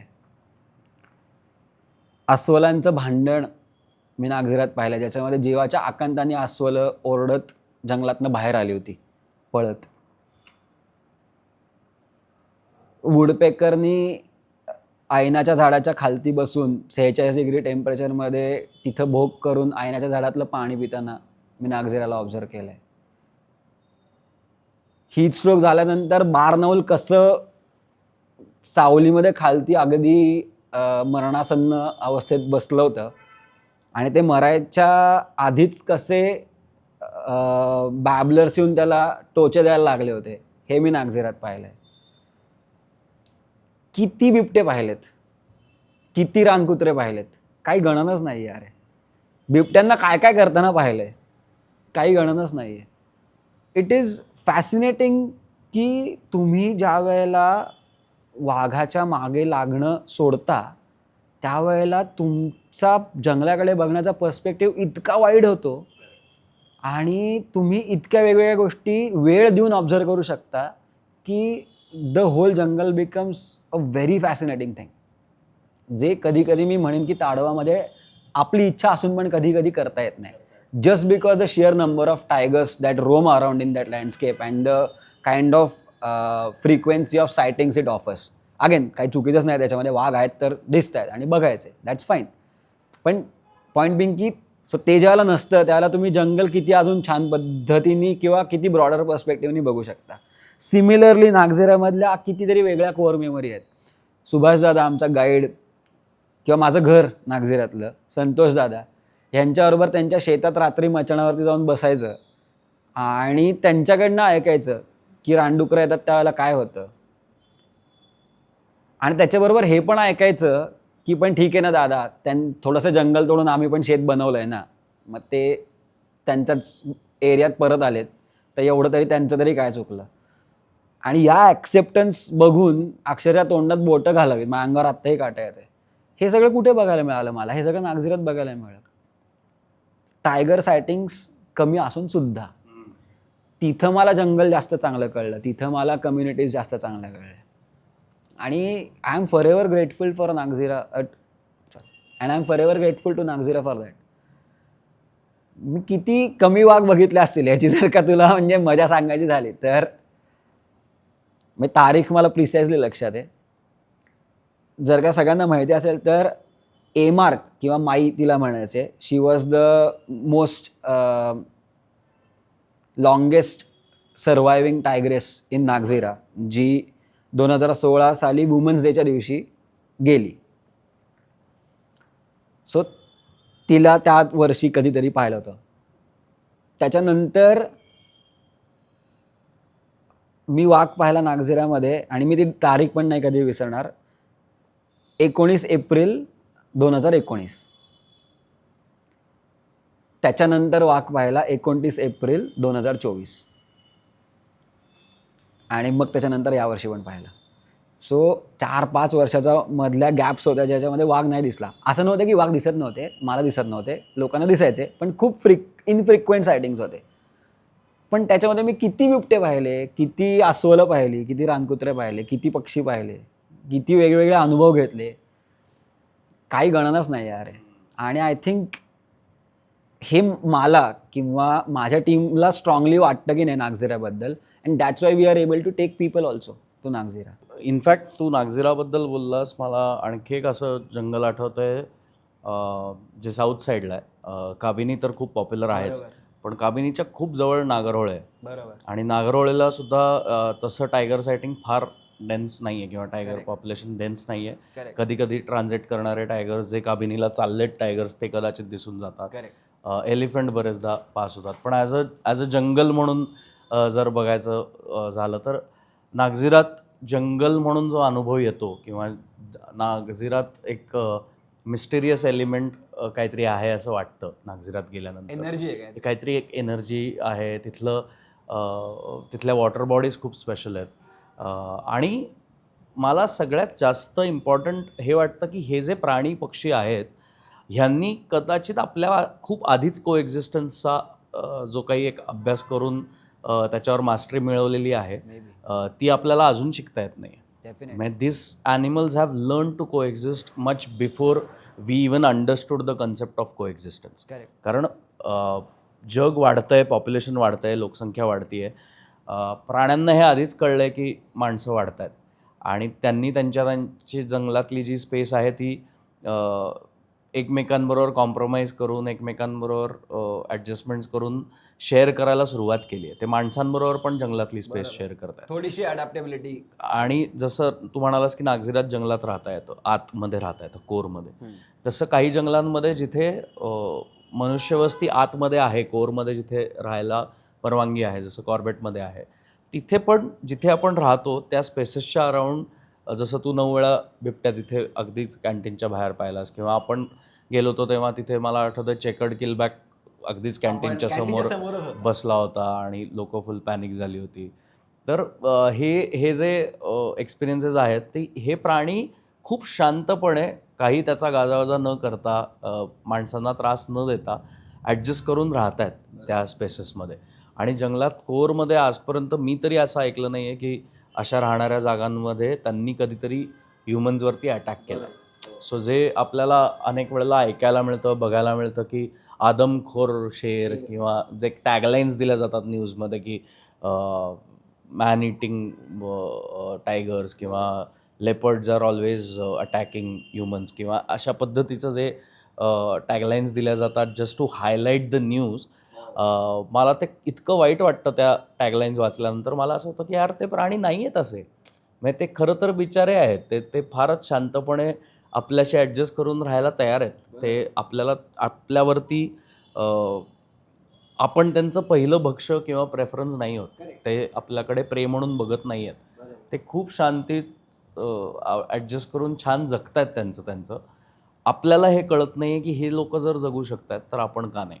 आणि त्यामुळे मला असं वाटतं की ह्या अशा जंगलांमध्ये जिथे मे बी टायगर्सची डेन्सिटी कमी आहे, वाघांची पॉप्युलेशन किंवा मोमेंट कमी आहे, तिथे हे जंगल आपल्याला वेगळ्या पद्धतीने असं अनुभवता येतं, जिथे आपण जास्त पटकन जंगलाशी कनेक्ट होऊ शकतो, किंवा जास्त लवकर आपल्याला जंगलातल्या या फॅसिनेटिक एलिमेंट्सची ओळख होते. आणि जे तू म्हणालास तसं की लोकल्स बरोबर एक आपण कनेक्ट करणं, किंवा तू बरेचदा त्यांच्या शेतात, किंवा आपण सुद्धा मचाणीवर जाऊन बसलो होतो, किंवा जंगलात फिरत होतो, शेतांमधनं जात होतो, हे अनुभव घेणं सुद्धा तेवढेच इम्पॉर्टंट आहेत, जर आपल्याला इथून पुढे कोएक्झिस्टन्सची सवय करून घ्यायची असेल तर. कारण आपल्याला राहण्यासाठी डोंगर, दऱ्या, ह्यांचं थोडंसं किंवा आपले हायवेज आता ज्या पद्धतीने वाढत आहेत, एक्सपांड होत आहेत, डेव्हलपमेंट होतीच आहे, आणि ती डेव्हलपमेंट सगळ्यांना हवीच आहे, आपण ते डिनाय नाही करू शकत. पण ते करत असताना आपल्याला हेही समजलं पाहिजे की ह्या वाईल्ड लाईफला आपल्या आजूबाजूच्या एरियाजमध्ये पण कुठेतरी जागा करून देणं गरजेचं आहे. आणि ते जंगलात जाऊन त्या प्राण्यांचं बिहेवियर जवळनं बघितल्याशिवाय मला नाही वाटत ते कळू शकतं. जसं पुण्यात काही वर्षांपूर्वी तो गोरचा एक इन्सिडन्स झाला होता की गवा आला होता आणि लोक खूप पॅनिक झाले होते. तर आय एम शुअर जर जंगलात जाऊन त्यांनी गव्याला जवळनं पाहिलं असतं बऱ्याच त्यातल्या लोकांनी, तर त्यांना कळलं असतं की बाबा हा काय एवढा त्रासदायक नाही. किंवा आत्ता सध्या जे खूप हॅपनिंग गोष्टी चालू आहेत की रॉक पिजन्स म्हणजे आपली कबुतरं, त्यांच्या फिडिंगवरनं जे काही बवाल चालला आहे, तर रॉक पिजन्सचं जंगलातलं बिहेवियर आणि शहरांमधलं बिहेवियर हे इतकं वेगळं आहे. ती जी कबुतरं आहेत ती जंगलात कुठेतरी लांब असतात, ती फार ह्युमन म्हणजे आपल्या जवळ पण येत नाहीत. आणि तेच शहरात केवळ आपण त्यांना फीड करतो आहे म्हणून ते त्यांचं बिहेवियर बदललेलं आहे. किंवा आपल्याकडे कॉमनली नोन ॲज पोपट, पण पॅराकिट्स जे आहेत त्यांना फीडिंग करून आता ती इंट्रुझिव्ह स्पीशीज आहे, डॉमिनेटिंग स्पीशीज आहे, ते इतर छोट्या पक्ष्यांना मारून टाकतात जर त्यांना आयतं फूड मिळत असेल. आणि हेच त्यांचं जंगलातलं बिहेवियर वेगळं आहे. हे लोकांना समजून सांगण्यासाठी किंवा हे समजावून देण्यासाठी मला वाटतं ह्या अशा पद्धतीच्या जंगलांची पण खूप जास्त, किंवा जंगलांना भेटी देण्याची पण खूप जास्त गरज आहे. आणि मी तर म्हणेन ह्याच्या बरोबरीने म्हणजे त्या रॉक पिजनवरनं मला खूप एक मजेशीर किस्सा आठवला.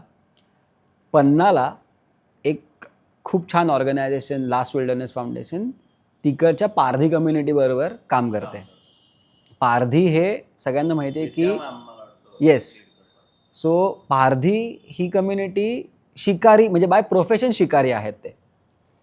तर त्यांना शिकारीपासनं परावृत्त करून त्यांचं जे ट्रॅडिशनल नॉलेज आहे जंगलाबद्दलचं ते दुसरीकडे युटिलाइज करायचं आणि त्यांना ऑल्टरनेटिव्ह लाईव्हलीहुड्स प्रोव्हाइड करायचे. अशा ह्याच्यातनं ती संस्था त्यांच्या वेगवेगळ्या प्रोजेक्ट्सवरती काम करते. सो त्याच्यापैकी एक खूप इंटरेस्टिंग त्यांची ॲक्टिव्हिटी आहे walk with the Pardhi. So you get to walk in the jungle with the members of the tribe and get to see the jungle from their perspective. आणि एक खूप एज ओल्ड सेईंग तुला माहिती आहे की तुम्हाला जंगल बघायचं असेल तर शिकाऱ्याबरोबर फिरा, कारण त्याला जेवढं डीप अंडरस्टँडिंग आहे त्या जंगलाचं तेवढं मे बी बाकी कोणाला नाही आहे.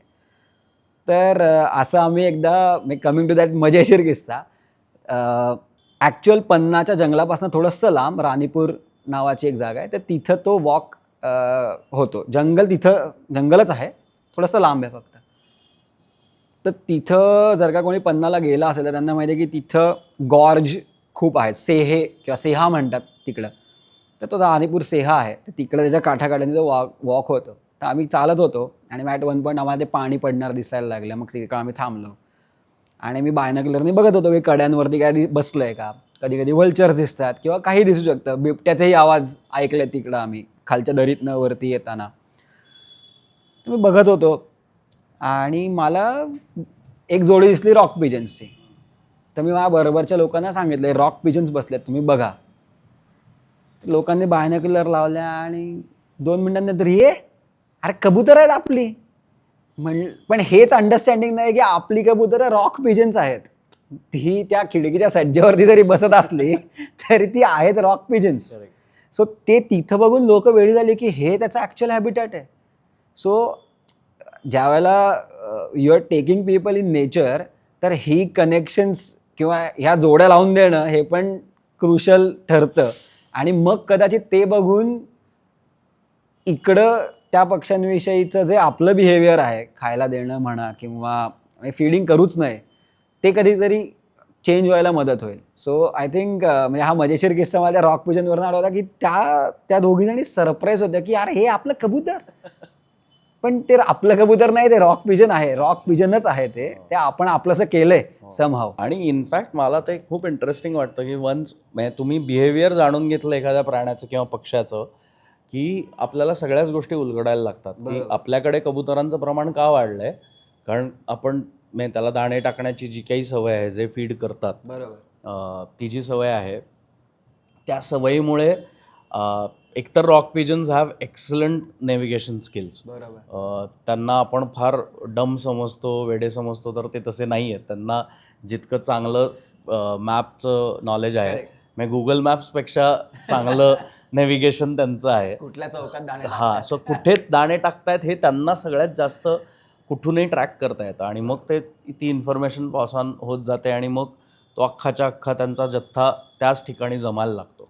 आणि आपण दाणे नाही टाकले तर ते सर्वाईव्ह होणार नाही आहेत, ह्या मिसकन्सेप्शनमधनं बाहेर यायला पाहिजे. कारण त्यांना दुसरीकडे जिथे फूड अवेलेबल होत असेल तिथे उडण्याची कॅपॅबिलिटी त्यांच्याकडे आहे आणि ते तिथे जाऊन त्यांची काय म्हणतात त्यांची एक वसाहत तिथे फॉर्म करू शकतात. सो आपणच त्यांना फीड केलं पाहिजे असं काही आपल्यावर जबाबदारी नाही आहे ती. हे बिहेवियर जाणून घेतल्यानंतर कळतं असं मला वाटतं. परेश, इंटरेस्टिंगली आपण आत्तापर्यंत ज्या गप्पा मारल्यात त्यामध्ये आपण टुरिझमबद्दल बोललो, टायगर सेंट्रिक टुरिझमबद्दल सुद्धा बोललो, जिथे टायगर मोमेंट कमी आहे त्याबद्दलसुद्धा बोललो. ह्या सगळ्या पलीकडे जाऊन मला असं वाटतं की जिथे टायगर पॉप्युलेशन जास्त आहे तिथेसुद्धा अनेक वेळेला इंटरेस्टिंग गोष्टी दिसतात. म्हणजे आता मी खूप ताडोबा बऱ्याच वेळेला तूही गेला आहेस, मीही गेलो आहे. बऱ्याच वेळेला खूप गाड्या लागतात एखादा टायगर समोर आला की. आणि टायगर्स तिथे बोल्डली मूव्ह करतात सुद्धा. त्यांना गाड्यांची आता सवय झाली आहे म्हणूया आपण. सो ते तेवढे डिस्टर्ब होत नाहीत जेवढे कदाचित इतर जंगलातले टायगर्स होतात. तर मला एकदा असं झालं होतं की आम्ही टायगर मोमेंट समोर चालू होती आणि आमची गाडी जात असताना अचानक एक मॉनिटर लिझार्ड एका झाडाच्या डोलीतनं डोकं बाहेर काढताना दिसली. आणि मी गाडी थांबवली. मी म्हटलं की थांब थांब थांब थांब काहीतरी आत्ताच जस्ट. आणि ते तुला माहिती आहे टायगर मोमेंट झाल्यानंतर गाड्यांचा स्पीड जरा जास्त असतो. सो ते झाडातनं अशी काहीतरी ऑड मोमेंट झाल्यानंतर मला कळलं नव्हतं मॉनिटर लिझार्ड आहे. आणि मी थांबून त्याचे फोटो काढत होतो. आणि माझ्या गाडीत माझ्याबरोबर 1-2 जण मित्र होते. त्यावेळेला नशिबाने मित्र होते त्यामुळे मी हे करू शकलो. गेस्ट असते तर मी कदाचित केलं नसतं. आणि ते मला म्हटलं, अरे समोर टायगर मोमेंट चालू आहे आणि तू इथे का थांबवले. म्हटलं अरे हे इतकं इंटरेस्टिंग आहे, झाडाच्या डोलीतनं त्या मॉनिटर लिझर्डने नुसता डोळा दिसेल एवढं डोकं बाहेर काढणं. आणि मग मी तिथेच थांबलो आणि फोटो काढत होतो आणि बघत होतो की ही मॉनिटर लिझर्ड नक्की काय करते आहे, कोणाच्या घरट्यात घुसली आहे किंवा अंडी पळवायला आली आहे का दुसऱ्या कुठल्या तरी पक्ष्याची. सो हे जे एक असे जिथे टायगर मोमेंट जास्त आहे तिथेसुद्धा येणारे एक्सपिरियन्सेस आहेत. तुला त्याबद्दल काय वाटतं? तुला असे कधी वेगळे अनुभव आले जिथे टायगर मोमेंट सोडून तू वेगळं काहीतरी बघायला गेलायस? आणि कधी कधी तुम्ही वेगळं काही बघायच्याही शोधात नसता. कधी कधी तुम्ही फक्त गर्दीत नाही जायचं ह्याच्या शोधात असता, की मला एकही गाडी न दिसता सफारी करू देत. मग त्यासाठी अशा एरियात जाऊया की जिथं वाघांची मुवमेंट काही नाही आहे म्हणून कोणी गाड्याच येत नाहीत. सो हा कानातला किस्सा मला डेफिनेटली आठवतो आहे की आम्ही किसलीमध्ये होतो. आय थिंक 2 वर्षांपूर्वी जून, प्रॉब्ली 15 जूनच्या आसपास अशी काहीतरी तारीख असेल, किंवा इवन थोडंसं आधीची 5 जूनच्या आसपास असेल. आणि इव्हनिंग सफारीला आम्ही फिरत होतो किसली झोनमध्ये. आणि जो डिगडोला चढून उतरल्यानंतर जो सिलिहारी तलाव आहे, तर तिथं DB2 मेल सकाळपासून बसला होता पाण्यामध्ये आणि 2-4 दिवस तिथंच होता. त्यामुळे आणि ते किसली झोनमध्ये येत असल्यामुळे we could have easily gone there for maybe confirmed tiger sighting, की वाघ बसणारच आहे. एवढं ऊन आहे, एवढं उकाड आहे, पाणी, आणि तिथे शिकार करून ठेवलेली आहे त्यांनी. 2-3 दिवसापासून तिथंच आहे. सकाळी पण तिथंच होता. लोक सोडून आले बघून, कन्फर्म टायगर सायटिंग आहे. पण just because we wanted to avoid the crowd, तसं बघायला गेलं तर कदाचित नक्की दिसू शकणारा वाघसुद्धा आम्ही म्हणलं की नको. आणि म्हणून आम्ही इंद्री एरियामध्ये फिरायला गेलो, की जिथं बाकी कोणी यायची शक्यता खूप कमी होती, कारण तिथं वाघाच्या सायटिंग्स कमी आहेत, प्लस हा इकडं चांगला दिसणार होता असं सगळ्यांचा एक कयास होता. मग इंद्री फिरत फिरत फिरत आम्ही राजा का चार म्हणजे पूर्ण ती चक्कर मारून मेन रोडवरती आलो. मेन रोडवरनं मग आता काय करायचं, तर जाऊया का वाघ बघायला असं म्हणून सलगट मार्गाला गाडी घालावी एवढ्या विचारापर्यंत आलेलो असताना म्हणलं यार जाऊ देत, नको. म्हणून संदुकखोल मार्गावरती गाडी घातली, just to enjoy solitude, just to enjoy की मला एकही गाडी अजून बघायची नाही मला. आणि ते फिलिंग तुला माहिती आहे केवढं भारी असतं ना, की जंगलात असं फिलिंग येणं की मी एकटाच फिरतोय बाबा, दॅट इज अमेझिंग. सो आम्ही फिरत राहिलो. फॉर्च्युनेटली माझ्याबरोबर लोक पण असे होते की ज्यांना ते चालणार होतं की वाघ नाही दिसला तरी चालेल, पण आपलं आपण एकटे एकटे फिरूया, छान पक्षी बघा, हरणं बघा, जे दिसते समोर ते बघा, वेळ देऊन बघा. असं करत करत करत करत करत आम्ही संदुकखोलचा रोड पूर्ण केला आणि बंदरी छापरच्या इकडं रस्त्यावरती आलो. येत असताना पुढे पुढे बंदरी छापरचा छोटासा तलाव आहे. तलावाचा बांध दिसला, सालाची उंच उंच झाडं होती, तो बांध दिसला. त्या झाडांच्या मधनं बांधावरती बसलेला ऑरेंज स्पॉट दिसला. म्हटलं अरे काय, त्या एरियात वाघ आहेत पण कधीच दिसत नाहीत, फारच कमी दिसतात, असं सगळ्यांचं म्हणजे असंच आहे अपॅरेंटली. आणि जसंही ती आम्ही ओपनिंगमध्ये आलो आणि बांधावरती वाघ दिसला रे बसलेला, फिमेल. आणि ती as I said used to नाही आहेत त्या एरियातले वाघ, त्यामुळे ती थोडीशी बिचकली का काय म्हणून ती थोडीशी अलर्ट झाली. पण आम्ही शांत बसून राहिलो, एकही हालचाल न करता. ती परत सेटल झाली. मग फोटो काढले, हे पण खूप महत्त्वाचं आहे. गेल्या गेल्या लगेच कॅमेरा उचलला तर ती हमखास पळून गेली असती, कारण सडन मुवमेंट झाली असती. सो जाऊन 5 मिनटं थांबलो, बघितलं, तिला सेटल होऊन दिलं, आम्ही सेटल झालो. Then I click my first picture. बरं, फोटो काढून बघतोय तर कळत नाही की कोणता वाघ आहे. आणि सारखी ना ती मागे बघायची, अशी अशी मागे बघायची. म्हणलं अरे यार इधर पिल्लं आहेत किंवा काहीतरी आहे मागे, दुसरा वाघ तरी आहे, पण काय कळत नव्हतं. अशी 10-15 मिनटं गेली. त्याच्यानंतर ती उठली आणि तो बांधावरनं खालती उतरून ते पाण्याचं डबकं झालं होतं तोपर्यंत, कारण उन्हाळा होता. त्या डबक्यामध्ये पाणी प्यायला बसली. ती जशी खालती उतरली, बरोबर ती जिथं बसली होती त्याच्या मागनं आम्हाला मेलचा असा चेहरा दिसला, फक्त असं वरती मान करून आमच्याकडे बघत होता. आणि वाघ बघायचा नाही आहे, एकट्याला जंगलात फिरायचं आहे. From that to seeing a mating pair of 2 individuals, Z1 male आणि घंगार फिमेल, जे त्या अख्ख्या सीझनमध्ये फक्त तेवढे एकदाच दिसले होते आम्हाला, जेव्हा दिसले त्यावेळेला. आणि to see them for close to 35 minutes, स्वर्गच ना, म्हणजे काय दुसरं.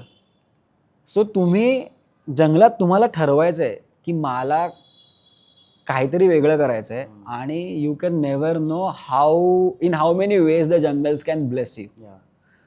कन्फर्म टायगर सायटिंग सोडून फिरणं आणि त्याच्यानंतर 35 मिनटं रेअरेस्ट टायगर्सची मेटिंग पेअर बघायला मिळणं, ह्याच्याहून फॅसिनेटिंग आणि भारी काय असू शकतं.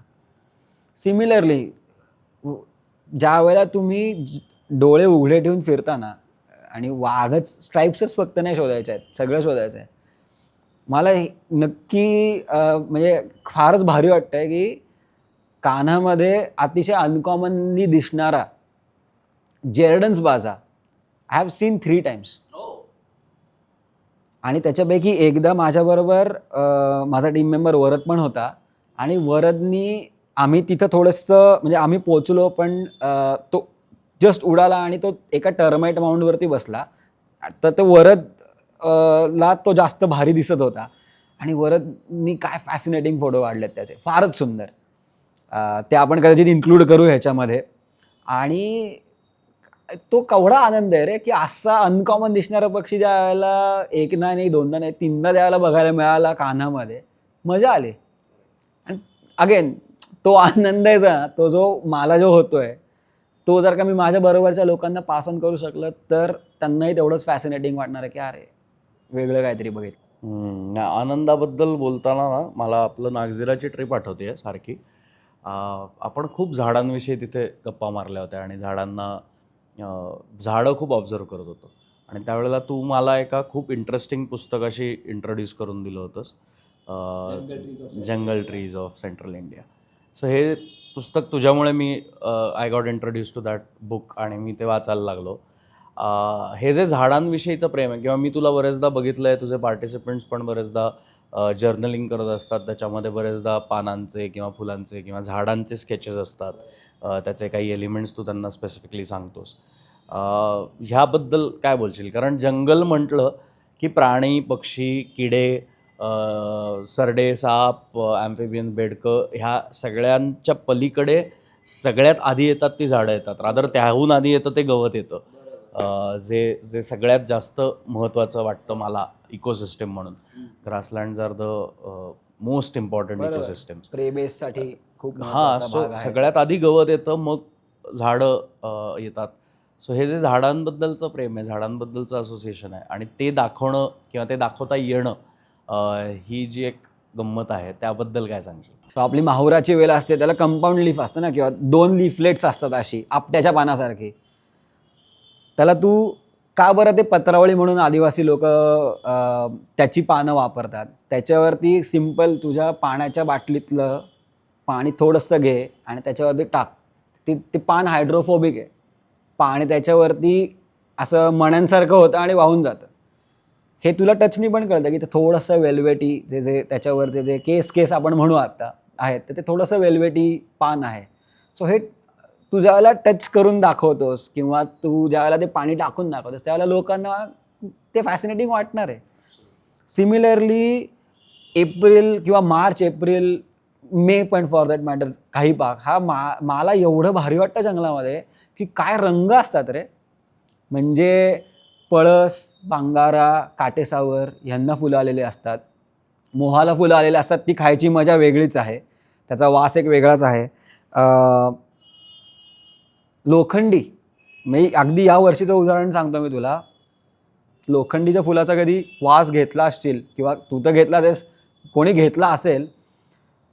एक नक्की जागा मला आठवते, पेंचची जी महाराष्ट्राची बाजू आहे त्याचं एक चोरबाहुली नावाचं गेट आहे. माझं सगळ्यात आवडतं गेट आहे. तू चोरबाहुलीला मार्चमध्ये गेलास तर म्हणजे काही लोकांना ज्यांना वासाचा त्रास होतो ना त्यांची डोकी दुखायला लागतील, इतका तो अत्तरासारखा त्या लोखंडीच्या फुलांचा वास तिथे येतो. So very fascinating thing to experience or observe. त्याच्यानंतर जारूळ, अमेझिंग फुलं दिसतात. म्हणजे ताडोबाला आपण जातो तर ताडोबा तलावावरनं आपण मगरी शोधत जातो, मग त्या तारुदेवाच्या मंदिरापर्यंत जातो आणि मग पंचधारामध्ये खालती उतरतो. खालती डावीकडे वळून खालती उतरायच्या आधी समोर पंचधारातनं वरती आलेली जी झाडं आहेत ना ती हिरवीगार आहेत, कारण खालती पाणी चांगलं वाहतं, वर्षभर वाहत असतं. त्याच्यामध्ये काही जारोळाची झाडं आहेत. सो त्यावेळेला त्या हिरव्या गर्द पानांच्या गर्दीमधनं ती जांभळ्या रंगाची जारोळाची फुलं दिसतात, काय भारी वाटतं. मग हेच मी म्हणतोय की ताडोबात वाघ दिसतात ना, तर दिसतात, ठीक आहे, पण हे केवढं भारी दिसतं, हे पण केवढं भारी दिसतं. सो केवढी मजा आहे बघायला. दुसरं मला एक नक्की आठवतं आहे, कुसुम. अरे फेवरेट झाड आहे यार. त्याची ज्यावेळेला पानांचा रंग बदलतो, म्हणजे रादर नवीन पानं येतात आणि त्याला जी लाल बुंद पानं जी असतात, त्यावेळेला अगदी स्पेसिफिक जागा सांगायची झाली आणि स्पेसिफिक कोर मेमरी सांगायची झाली तर नागझिऱ्याला गौर गल्लीला जायला ज्यावेळेला आपण डावीकडे वळतो, तर तिथं वळायच्या जस्ट आधी काकड नाल्यावरती एक मस्त कुसुमाचं झाड आहे. आणि मला तो स्पेसिफिक फोटो पण मी काढलेला आठवतंय आणि मोबाईलवरनं काढला होता, कारण ते झाड अख्खं त्या कक्षेमध्ये मावलं पाहिजे म्हणून. तुम्ही त्याला अप्रोच करता, त्याला तुम्ही थोडंसं वरनं अप्रोच करता, तर ते झाड असं ग्रँड दिसतं पूर्ण, आणि ते लाल बुंद झाड आणि त्याच्यावरती बसलेला एक लंगूर. हा फोटो कधीच नाही विसरणार मी. आणि काय सुंदर दिसतं रे झाड. आता हे मला एवढं भारी वाटतंय, तर मी तेवढं भारी सांगू पण शकतो ना लोकांना. हे जे तुझं झाडांविषयीचं प्रेम आहे त्यातनंच मला वाटतंय महुआ कलेक्शनचं सुरुवात झाली, कारण तू त्या ब्रँडला महुआचं नाव दिलंस. तर त्याबद्दल जरा सांग, कारण मला सांगायला आवडेल की जंगल एकोची सुरुवात जेव्हा झाली या पॉडकास्टची, तेव्हा पहिला gifting partner was the Mahua collection, Mahua store. आणि परेश वॉज व्हेरी जनरस की मी गिफ्टिंग पार्टनर म्हणून येतो. So thank you for that. आणि हा जो तुझा ब्रँड आहे, हा जो एक महुआ स्टोअरचा वेगळा प्रयत्न आहे लोकांची, त्यांना आवडतंय त्या ॲपॅरलच्या डिझाईनमधनं कनेक्ट होण्याबद्दलचा, त्याबद्दल थोडंसं. ह्याच्यामध्ये ना थोडासा बिझनेस पॉईंट पण डेफिनेटली येतो, कारण we are running a travel company with lot of people dependent on it for their livelihoods and sustenance as well, including me. So कोविडमध्ये ज्यावेळेला ट्रॅव्हल इंडस्ट्री अफेक्ट झाली, तर सगळ्यात पहिले अफेक्ट होणारी आणि सगळ्यात लास्ट रिकवर होणारी इंडस्ट्री ट्रॅव्हल होती. इंडस्ट्रीज म्हणजे सगळेच अफेक्ट झाले होते, पण the most or the entertainment okay sorry so but one of the slowest ones was travel. So at that time हे खूप गरजेचं होतं की इट्स अ अनप्रेसिडेंटेड सिनॅरिओ. कधीच आपल्यापैकी कोणी न अनुभवलेला तो सगळा प्रकार होता. सो जर का सिच्युएशन असे असेल तर the natural course of action is to be innovative. तुम्हाला नवीन काहीतरी सुचलं तर तुम्ही काहीतरी त्याच्यामधनं मार्ग काढू शकता.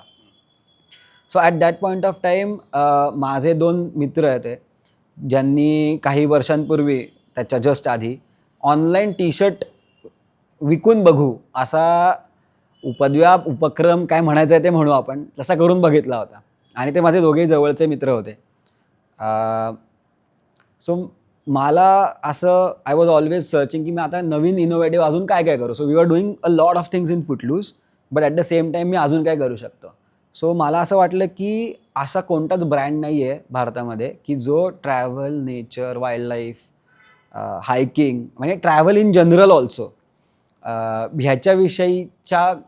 ह्याच्याविषयीचे डिझाईन्स लोक ते घालून त्यांच्या टी शर्टवरती फिरू शकतील. आणि मी त्यांना फोन केला आणि त्यांना सांगितली अशी अशी आयडिया आहे. तर ते म्हणले ठीक आहे, ट्राय करून बघू. आणि bang in the middle of Covid आम्ही 4 जण मिळून 30,000 रुपये गोळा करू शकलो, प्रत्येकी 7,500 रुपये. आणि we started that brand by building the website, Meta ad account, everything on our own. ई-कॉममधलं फार काय कळत नव्हतं. सो चुका जेवढ्या होतील तेवढ्या होतील, त्यातनं शिकायचं असंच ठरवलं होतं. So we started that. आणि fortunately the whole idea is की लोकांना त्यांना जे वाटतं, जी आवड आहे फिरण्याची, कोणाला ट्रेकिंगची, कोणाला समुद्र आवडत असेल, कोणाला डोंगर आवडत असतील, कोणाला वाईल्ड लाईफ आवडत असेल, तर ती गोष्ट त्यांना घालून फिरता आली पाहिजे. आणि fortunately from that October 2020 to October 2025, आता पुढच्या काही महिन्यांमध्ये, we have done close to 16,000-17,000 orders from our website. And thanks to blessings of lot of people including people like you, जे आम्हाला ही अपॉर्च्युनिटी देतात की तुम्ही या इकडं आणि you can be our gifting partners. So त्याच्यामधनं जर का स्पेसिफिकली वाईल्ड लाईफबद्दल बोलायचं झालं तर अशी डिझाईन्स पाहिजेत which are a conversation starter. म्हणजे त्याच्यामध्ये पण छुपा उद्देश काय आहे की लोकांना वाईल्ड लाईफबद्दल माहिती मिळाली पाहिजे. की आता हा टी शर्ट मी घातला आहे, मे the forest B with you, काहीतरी इंटरेस्टिंग आहे. काही असेच वेगवेगळे डिझाईन्स आहेत, त्याच्यामध्ये वेगवेगळ्या गोष्टी आहेत. तर मग त्याच्यातनं it should be a conversation starter, ज्याच्यामधनं लोकांची तुम्ही जंगलाविषयी, निसर्गाविषयी बोलू शकता. आणि it's a for profit business असं अजिबात काही हे नाही. पण even over there we have tried to incorporate few collaborations. For example Sanctuary Nature Foundation बरोबर there is a collaboration ongoing. Wild Life Trust of India बरोबर there is an ongoing collaboration where त्यांच्यासाठीचे काही specific designs आम्ही collaborative collection launch केलं आणि 15% of the revenue of sales that is achieved through those items is directly given to those respective organizations towards their conservation effort. म्हणजे चांगलं काहीतरी करणं can be a part of your regular business activities as well. हेच थोडंसं आम्ही म्हणजे हा विचार गेले 1-2 वर्ष आमच्या डोक्यात आहे, तर ते आम्ही इन्कॉर्पोरेट करायचा प्रयत्न करतोय वेगवेगळ्या गोष्टींमधनं. So such collaborations are a part of that. I tell you one thing, जे मी महुआचं बरंचसं कलेक्शन मी स्वतः पण हो हो हो वापरतो. येस. मला एकदा एक नक्की सांगायला आवडेल, बऱ्याच त्याच्या अवॉर्ड फंक्शन्सच्या वगैरे फोटोजमध्ये सुद्धा आम्हाला ज्यावेळेला महुआचा टी शर्ट घातलेला तो दिसतो त्यावेळेला फार भारी वाटतं. सो मला आठवतंय मी कबिनीला जात होतो आणि कबिनीला जाताना ऑन द रोड, म्हणजे ऑन द हायवे उटीवरनं जात होतो मी, मँगलोर टू कबिनी. तर मी एका ठिकाणी थांबलो आणि मी महुआचा टी शर्ट घातला होता आणि एक कोणीतरी रॅन्डम बँगलोरमधला माणूस होता. म्हटलं ये टी शर्ट आपने पहना है वो मैंने देखा है बहुत जगह पे. म्हटलं हाँ मेरे दोस्त का ब्रँड है. अच्छा आपके दोस्त का ब्रँड आहे. म्हटलं हां. तर ते जे कॉन्व्हर्सेशन स्टार्टर्सचं तू जे म्हणालास, तर ते तिकडे आमचं एक इंटरेस्टिंग कॉन्व्हर्सेशन झालं. मग त्याला मी सांगितलं, तर तो म्हणला अरे हाँ ये बहुत देखता हूँ मैं ये टी शर्ट का design. So I think it is making an impact all over. मला सॉरी ॲड करू का? हो हो प्लीज. मला एक डिझाईन म्हणजे इतकं आवडतं. It is called echoes of the endangered. तर त्याच्यामध्ये 9 प्राणी आहेत जे सगळे क्रिटिकली एंडेंजर्ड आहेत, भारतात मिळणारे. आणि त्याचं अंतरा म्हणून त्याची डिझायनर आहे आमची, तिने इतके सुंदर याचे इलस्ट्रेशन्स केले आहेत की ते बघून लोक विचारतात. आणि that can be a very good triggering point two start a conversation about की अरे नाही हा पँगोलिन आहे तर हा हायेस्ट ट्रॅफिक ॲनिमल आहे जगातला, किंवा हा स्टार टॉर्टॉइज आहे आणि ह्याची भरपूर तस्करी होते, का एंडेंजर्ड आहे, का क्रिटिकली एंडेंजर्ड आहे. सो म्हणजे it should start a conversation which can or rather which has the potential to connect somebody who is maybe not connected to nature with that animal or with that part of the ecosystem. इतकं simple thought आहे म्हणजे त्याच्यामधला. Absolutely bang on आहे. आणि नाव since आपण इम्पॅक्टबद्दल बोलतोय की या गोष्टींचा इम्पॅक्ट काय होतो नॉर्मल लाईफमध्ये, किंवा लोक कशी कनेक्ट होतात, कसं ते कन्झर्वेशनला लीड होऊ शकतं. तर मला एक विचारायचं आहे की आपण इको टुरिझम करतोय, आपण टुरिस्टना घेऊन जातोय. बरेचदा मलाही असे अनुभव येतात की लोक म्हणतात की तर आम्ही काय करू शकतो, आम्ही कन्झर्वेशनसाठी काय करू शकतो. सो तुझ्याकडे येणारे गेस्ट, त्यांचा नंबर, सिन्स तुझा प्रवास पण बऱ्याच वर्षांचा आहे, आय एम शुअर तुझ्याकडे सुद्धा अशा अनेक गोष्टी घडल्या असतील जेव्हा लोकांना त्याच्यात इंटरेस्ट क्रिएट होऊन त्यांनी मदत ऑफर केली असेल. तर असे काही इन्सिडन्सेस घडलेत जिथे काही ॲक्च्युअल मदतीचे प्रसंग आलेत? येस. मला एक जस्ट प्रश्नाचं उत्तर दे. How do you define success of a tour that you are conducting, or an eco tour let's say you are conducting in the jungle? जेव्हा तो माणूस मला म्हणतो की मला पुन्हा एकतर यायला आवडेल, आणि दुसरं जेव्हा मला ते एक 4-5 दिवसांनी किंवा एक महिनाभरानी काहीतरी त्यांनी ऑब्झर्व केलेला त्याचा फोटो पाठवतात Correct. किंवा काहीतरी त्याच्याबद्दलची माहिती माहिती स्वतःहून गोळा करून माझ्याबरोबर शेअर करतात डेफिनेटली. की अरे आम्हाला आज हे दिसलं, किंवा जंगलातलं काहीतरी पाहिलेलं त्यांना त्यांच्या आजूबाजूला कुठेतरी दिसतं आणि मग त्यांना एक्साइटमेंट होते की अरे हे मी जंगलात पाहिलं होतं पण हे ॲक्च्युली माझ्या घराच्या जवळ पण दिसतं. करेक्ट. अशा पद्धतीचे जेव्हा स्टोरीज शेअर होतात तेव्हा आय फील की काहीतरी Yes. सक्सेस आहे. So certainly for both of us it is not की मी किती वाघ पाहिलेत हां. किंवा किती बिबटे पाहिले नाही. बरोबर आहे. So what you mention these are all cases where you have been successful in establishing a connection between the person who is travelling with you and with nature. बरोबर आहे. तर ज्या वेळेला हे connection results or translates into an action for conservation, तेव्हा I would say की yes, we are even more successful as eco-tour operators or naturalists in establishing that connection. मला खूप छान एक उदाहरण द्यायला आवडेल.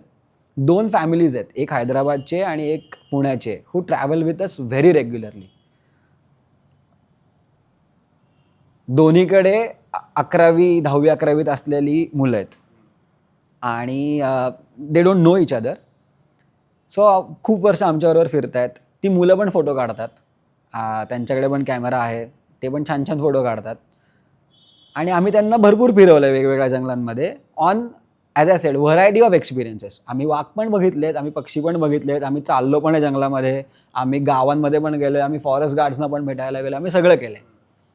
आणि त्याच्यातनं त्यांच्या शाळांमध्ये रिस्पेक्टिव्ह ऑर काय 11वी 12वी ज्युनियर कॉलेजेसमध्ये ज्या वेळेला there was an opportunity to do a project of some sort, त्याच्यात त्या दोघांनाही सायमल्टेनियसली, आणि मला it was very surprising to me, दोघांनाही असं वाटलं की मला फॉरेस्ट गार्डसाठी किंवा जंगलासाठी काहीतरी करायचं आहे. सो देअर जेव्हा त्यांच्या पालकांनी फोन केला, सो फर्स्ट विन माझ्यासाठी ती होती की येस, मुलांशी मी काहीतरी चांगलं कनेक्ट करू शकलो. मग काय करायचं. सो देन वी सजेस्टेड की तुमच्याकडे तुम्हीच काढलेले एवढे छान छान फोटो आहेत, Y don't you make a calendar, आणि ते कॅलेंडरमध्ये माहिती काय घालायची आहे, थीम काय असली पाहिजे, we will all help you. काही फोटोज कमी असतील तर त्याच्यामध्येही आम्ही तुम्हाला मदत करू. Why don't you make a calendar आणि बघूया. सो त्यांना ते आवडलं आणि त्यांनी ती कॅलेंडर्स बनवली. ती कॅलेंडर्स त्यांनी विकली. मग त्यांच्या शाळांमध्ये असतील, त्यांच्या आईबाबांच्या प्रोफेशनल सर्कल्समध्ये असतील, त्यांच्या सोसायट्यांमध्ये असतील, स्टॉल घेऊन असतील, काही असेल.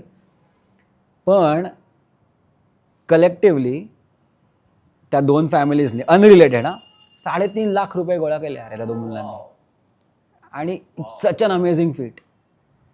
So the family from Hyderabad, we connected them with Pench Tiger Reserve in Madhya Pradesh. तिथं एक फॅन्टॅस्टिक ऑफिसर आहे, त्यांचं नाव आहे mister Rajneesh Singh. Rajneesh sir is a amazing proactive officer, आणि we just connected them with Rajneesh sir. आणि जी हैदराबादची फॅमिली होती, त्या मुलांनी जे गोळा केलेले पैसे होते त्याच्यातनं पेंचच्या फॉरेस्ट गार्डसाठी थंडीसाठी लागणारं सामान, पैसे नाहीत सामान घेऊन दिलं. आणि पुण्याचा आपला जो मित्र आहे, त्याच्या ज्या एफर्ट्समधनं जे फंड्स गोळा झाले होते त्याच्यातनं फॉरेस्ट गार्डसाठी 2 होंडाच्या बाईक्स हे घेऊन दिलं. We were just the facilitators. आम्ही एकही रुपयाचं डोनेशन दिलेलं नाही आहे. We were just facilitating that whole exercise. But the fact that जर का तुम्ही पॅशनेटली लोकांना जंगल फिरवलं तर it can translate into such a huge action, जी लहान मुलांकडनं येते. आणि 10वीतली 11वीतली मुलं आहेत, सो लहानच आहेत की नाही, तसं बघायला गेलं तर चांगल्या कळत्या वयातली आहेत. यंग म्हणूया, लहान नका म्हणायला, यंग म्हणूया. But it's such a beautiful thing की नाही. आणि if their journeys into nature can result into something of this magnitude, तर that is worth running a business ना. सिमिलरली मला आठवते की एक एक मुलगी होती जी पन्नाला आली होती आमच्याबरोबर आणि तिथं असंच भरपूर फिरलो होतो, भरपूर गप्पा मारल्या होत्या, डिस्कशन सेशन्स, कम्युनिटीज, गार्ड, सगळ्या विषयी आम्ही भरपूर बोललो होतो. तिथं essentially she got to know की what all a jungle can need आणि किती वेगवेगळ्या लेव्हलवरती जंगल मॅनेज करायला लागतं. म्हणजे आपण म्हणतो ना नेहमी की जंगल मॅनेज करणं हा म्हणजे it's a science also, it's you need to know economics also, you need to know sociology also. तुला सगळंच माहिती असेल, एकदम मल्टी डिसिप्लिनरी नॉलेज लागतं तुला, तर तू जंगल मॅनेज करू शकतो. तिथे लोक पण आहेत, प्राणी पण आहेत, सगळंच आहे. सो ती नीड वेगवेगळ्या लेवल्सवरची मे बी तिला लक्षात आली आणि a few months later or maybe a year later एक रिक्वायरमेंट फ्लोट झाली होती, ज्याच्यामध्ये कान्हामध्ये इंग्लिश भाषेचं ट्रेनिंग द्यायची टीचर्सना, जे शाळा चालवतात, अशी गरज होती. आणि ती पूर्ण नॉन वाईल्ड लाईफ बॅकग्राऊंडची मुलगी होती, कुठलंही म्हणजे झुओलॉजी काही नाही. शी व्हॉलंटियर्ड. ती म्हणली मी जाते, कारण तिला माहिती होतं की ही गरज आहे की फॉरेस्ट गार्डच्या मुलांसाठीची जर का शाळा असेल आणि तिकडच्या टीचर्सना इंग्लिश कसं शिकवावं अशी शिकवायची जर का ट्रेनिंग द्यायची गरज असेल तर I can do that. Unfortunately immediately lockdown सुरू झाला, but she translated the entire curriculum in to a digital form आणि तिने ऑनलाईन क्लासेस फॅसिलिटेट कसे करायचे हे सगळं ती सिस्टीम सेट करून त्यांचे ऑनलाईन क्लासेस घेतले. आता दिस इज अमेझिंग ना. माझी कुठलीच सायंटिफिक बॅकग्राऊंड नाही आहे, पण तरी पण मी जंगलाला कॉन्ट्रीब्यूट करूच शकलो ना. हे ज्या वेळेला आपण अचीव करू शकू त्यावेळेला वी कॅन ट्रुली से की yes, we have been able to connect people with nature, we have been able to connect people with the jungles. आणि ते फॅसिनेटिंग जंगल, तो सुंदर वाघ, तो अमेझिंग पक्षी, हे सगळं बघितल्यानंतर इथं आल्यानंतर जर का आपण आपल्या आयुष्यात छोटे जरी चेंजेस करू शकलो, which will ultimately result in to a better or rather larger impact, तरी पण आय वुड से की ॲटलिस्ट प्रायमरी लेवलवरती तरी आपण निसर्गाशी लोकांना जोडू शकलो. म्हणजे जंगलात फिरून आलो, वावा केलं आणि एअरपोर्टला आल्या किंवा रेल्वे स्टेशनला आल्या घेतल्या 10 पाण्याच्या बाटल्या विकत, तर संपला ना विषय. काही उपयोगच नाही झाला तो एवढा प्राणी बघून, कारण त्या प्लॅस्टिकनी जो इम्पॅक्ट होणार आहे तो त्या वाघाच्या पुढ्यात जरी ते प्लॅस्टिक नाही पडलं, आता तेही पडतं आहे आजकाल, पण त्याच्या पुढ्यात जरी नाही पडलं तरी ओव्हरऑल एन्व्हायरमेंटला ते अफेक्ट होणारच आहे. सो आय थिंक हे ज्या वेळेला आपण अचीव करू शकू त्यावेळेला वी कॅन ट्रुली से की yes, we have been able to establish a connection and then eco tourism has actually resulted in to some conservation action. So I think there I will say ki yes, we can truly say ki we have been successful in conducting eco tours. Yes Paresh, मला खूप मजा आली आज ह्या सगळ्या गप्पा मारताना, कारण आय थिंक जंगल एकोसचा पहिला इको टुरिझम ला धरून असलेला पॉडकास्ट असेल. कारण याआधी जंगल एकोजवरती जे लोक येऊन गेलेत, रिसर्चर्स झालेत किंवा अजूनही जे येणार आहेत, त्यामध्ये सगळे सायंटिफिक ॲप्रोचनी एखाद्या गोष्टीकडे बघणारे बरेच जण आलेत. वाईल्ड लाईफ फोटोग्राफर्स येऊन गेलेत, त्यांनी त्यांचं नॉलेज शेअर केलेलं आहे. काही रेस्क्युअर्स येऊन गेलेत. पण eco tourism is a very normal पब्लिकसाठी असलेली गोष्ट, पण त्यातल्या ह्या वेगळ्या गोष्टी पण आहेत ज्या तुम्ही अनुभवू शकता आणि त्यातनं काहीतरी वेगळ्या पद्धतीने नेचरशी कनेक्ट होऊ शकता. सगळं सोडून देऊन, संन्यास घेऊन फक्त जंगलात जाऊन राहण्याची गरज नाही आहे. तुम्ही तुमचं काम करत असतानासुद्धा तुमच्या सोयीप्रमाणे नेचर कॉन्झर्वेशनसाठी काहीतरी थोड्याफार प्रमाणात कॉन्ट्रीब्यूट करू शकता. मला वाटतं हे इंटरेस्टिंग जग आहे आणि थँक्यू सो मच की तू आज इथे आलायस आणि आमच्याबरोबर या सगळ्या गप्पा आणि तुझे सगळे एक्सपिरियन्सेस शेअर केलेत. आय होप कधीतरी आपण हे जंगलात सुद्धा जाऊन करू शकू. एक पॉडकास्ट आपण जंगलातला राहिलेलाच आहे, तो आपण एकदा करूया. So since you are our gifting partner, बाकी पण काही गिफ्टिंग पार्टनर्स आम्हाला जॉईन होत आहेत हळूहळू. येस. आणि त्यातला एक इम्पॉर्टंट जो आपल्या सगळ्यांचाच मित्र आहे heritage India, heritage designs, Sandeep दादा. संदीप दादा, त्याच्याकडनं हे एक छोटं गिफ्ट आहे. थँक्यू संदीप दादा. सो तू हे ओपन करून बघ, तोपर्यंत मी तुला मी इकडे ठेवू. हो ओ कमाल, खूपच मस्त. आणि हा आणखी एक नवीन इंटरेस्टिंग ब्रँड मार्केटमध्ये आलेला आहे, एल्फी इंडिया. सो ह्या अख्ख्या टीममध्ये जे मेंबर्स आहेत त्यांची अशी इच्छा आहे की अगदी लहान वयात, अगदी मुलं यंग असताना त्यांना वाईल्ड लाईफची गोडी लागायला हवी आहे. करेक्ट. तुझ्याही आयुष्यात, तुझ्या कुटुंबात एक नवीन मेंबर जॉईन झालेला आहे. सो आय थिंक त्यांनी त्याचा विचार करून हे परफेक्ट गिफ्ट आहे पाठवलेलं आहे. येस. ही लहान मुलांसाठीची पुस्तकं आहेत जी मोठ्यांना पण खूप एक्साइट करू शकतात. Thank you so much. खूप इंटरेस्टिंग आहेत. तर तू ते बघू शकतोस काय काय त्यांनी पाठवलेलं आहे. काझीरंगा. प्रत्येक जंगलाविषयी, काही प्राण्यांविषयी त्यांनी पुस्तकं बनवलेली आहेत. थँक्यू. आणि, हे कव्हरवरनच खूप सुंदर वाटतंय. वेगवेगळ्या गोष्टी आहेत. व्हाईट रम श्यामा दिसतोय मला ह्याच्यावरती, ग्रेट हॉर्नबिल दिसतोय. Amazing. Thank you so much for having me. So much. खूपच मजा आली मला. मी आधी पण तुला फोन करून, अद्वैतला फोन करून जरा माझे इनिबिशन सांगितले होते की फंबल झालं तर काय वगैरे, पण तू सांभाळून घेतलंस, तुम्ही सांभाळून घेतलं, त्याबद्दल थँक्यू. आणि मला खूप मजा आली गप्पा मारून, खूप ओपन होऊन बोलता आलं. काही राखून ठेवावं असं नाही वाटलं. करेक्ट. आणि काही बोलायची भीती नाही वाटली. नाही, जंगल एकोसची सुरुवातच त्या यांनी झाली आहे की आपण बरेचदा ह्या सगळ्या गप्पा जंगलात करतो किंवा आपण बरोबर. एकमेकांना भेटतो, आपलं जेव्हा शेअरिंग होतं तेव्हा आपण या सगळ्या गप्पा करतो, पण कॉमन पब्लिक पर्यंत ह्या गप्पा पोहोचत नाहीत. बरोबर. किंवा बरेचसे यातले इम्पॉर्टंट जे अनेक्डोट्स म्हणूया किंवा बऱ्याचशा यातल्या ज्या फॅक्ट्स असतात त्या लोकांपर्यंत पोहोचत नाहीत. And sometimes they get misled because of the information floating correct. On the internet. तर ते सगळं मिथ ब्रेकिंग करायला आणि facts directly from the horses mouth असं Correct. कळायला म्हणून ह्या प्लॅटफॉर्मची, ह्या पॉडकास्टची सुरुवात झालेली आहे. अमेझिंग आहे. आणि मी सगळे एपिसोड्स बघितले. थँक्यू. आणि आय नो की आल्याच मी विचारलं होतं अद्वैतला, जवळपास 10-11 एपिसोड्स अजून अनरिलीज आहेत. हो. सो मी वाट बघतोय की ते पण कधी लवकरात लवकर येत आहेत. येतील. आणि तुम्ही पण जर का बघितले नसतील एपिसोड तर डेफिनेटली जाऊन बघा. खूप सुंदर वेगवेगळ्या गोष्टींचं एक्सप्लेनेशन, तुम्हाला वेगवेगळ्या गोष्टींबद्दल शिकायला मिळेल ह्याच्यातनं. So thank you jungle Eeco team for doing दिस. आणि looking forward to more such podcasts from you guys. Thank you. Thank you.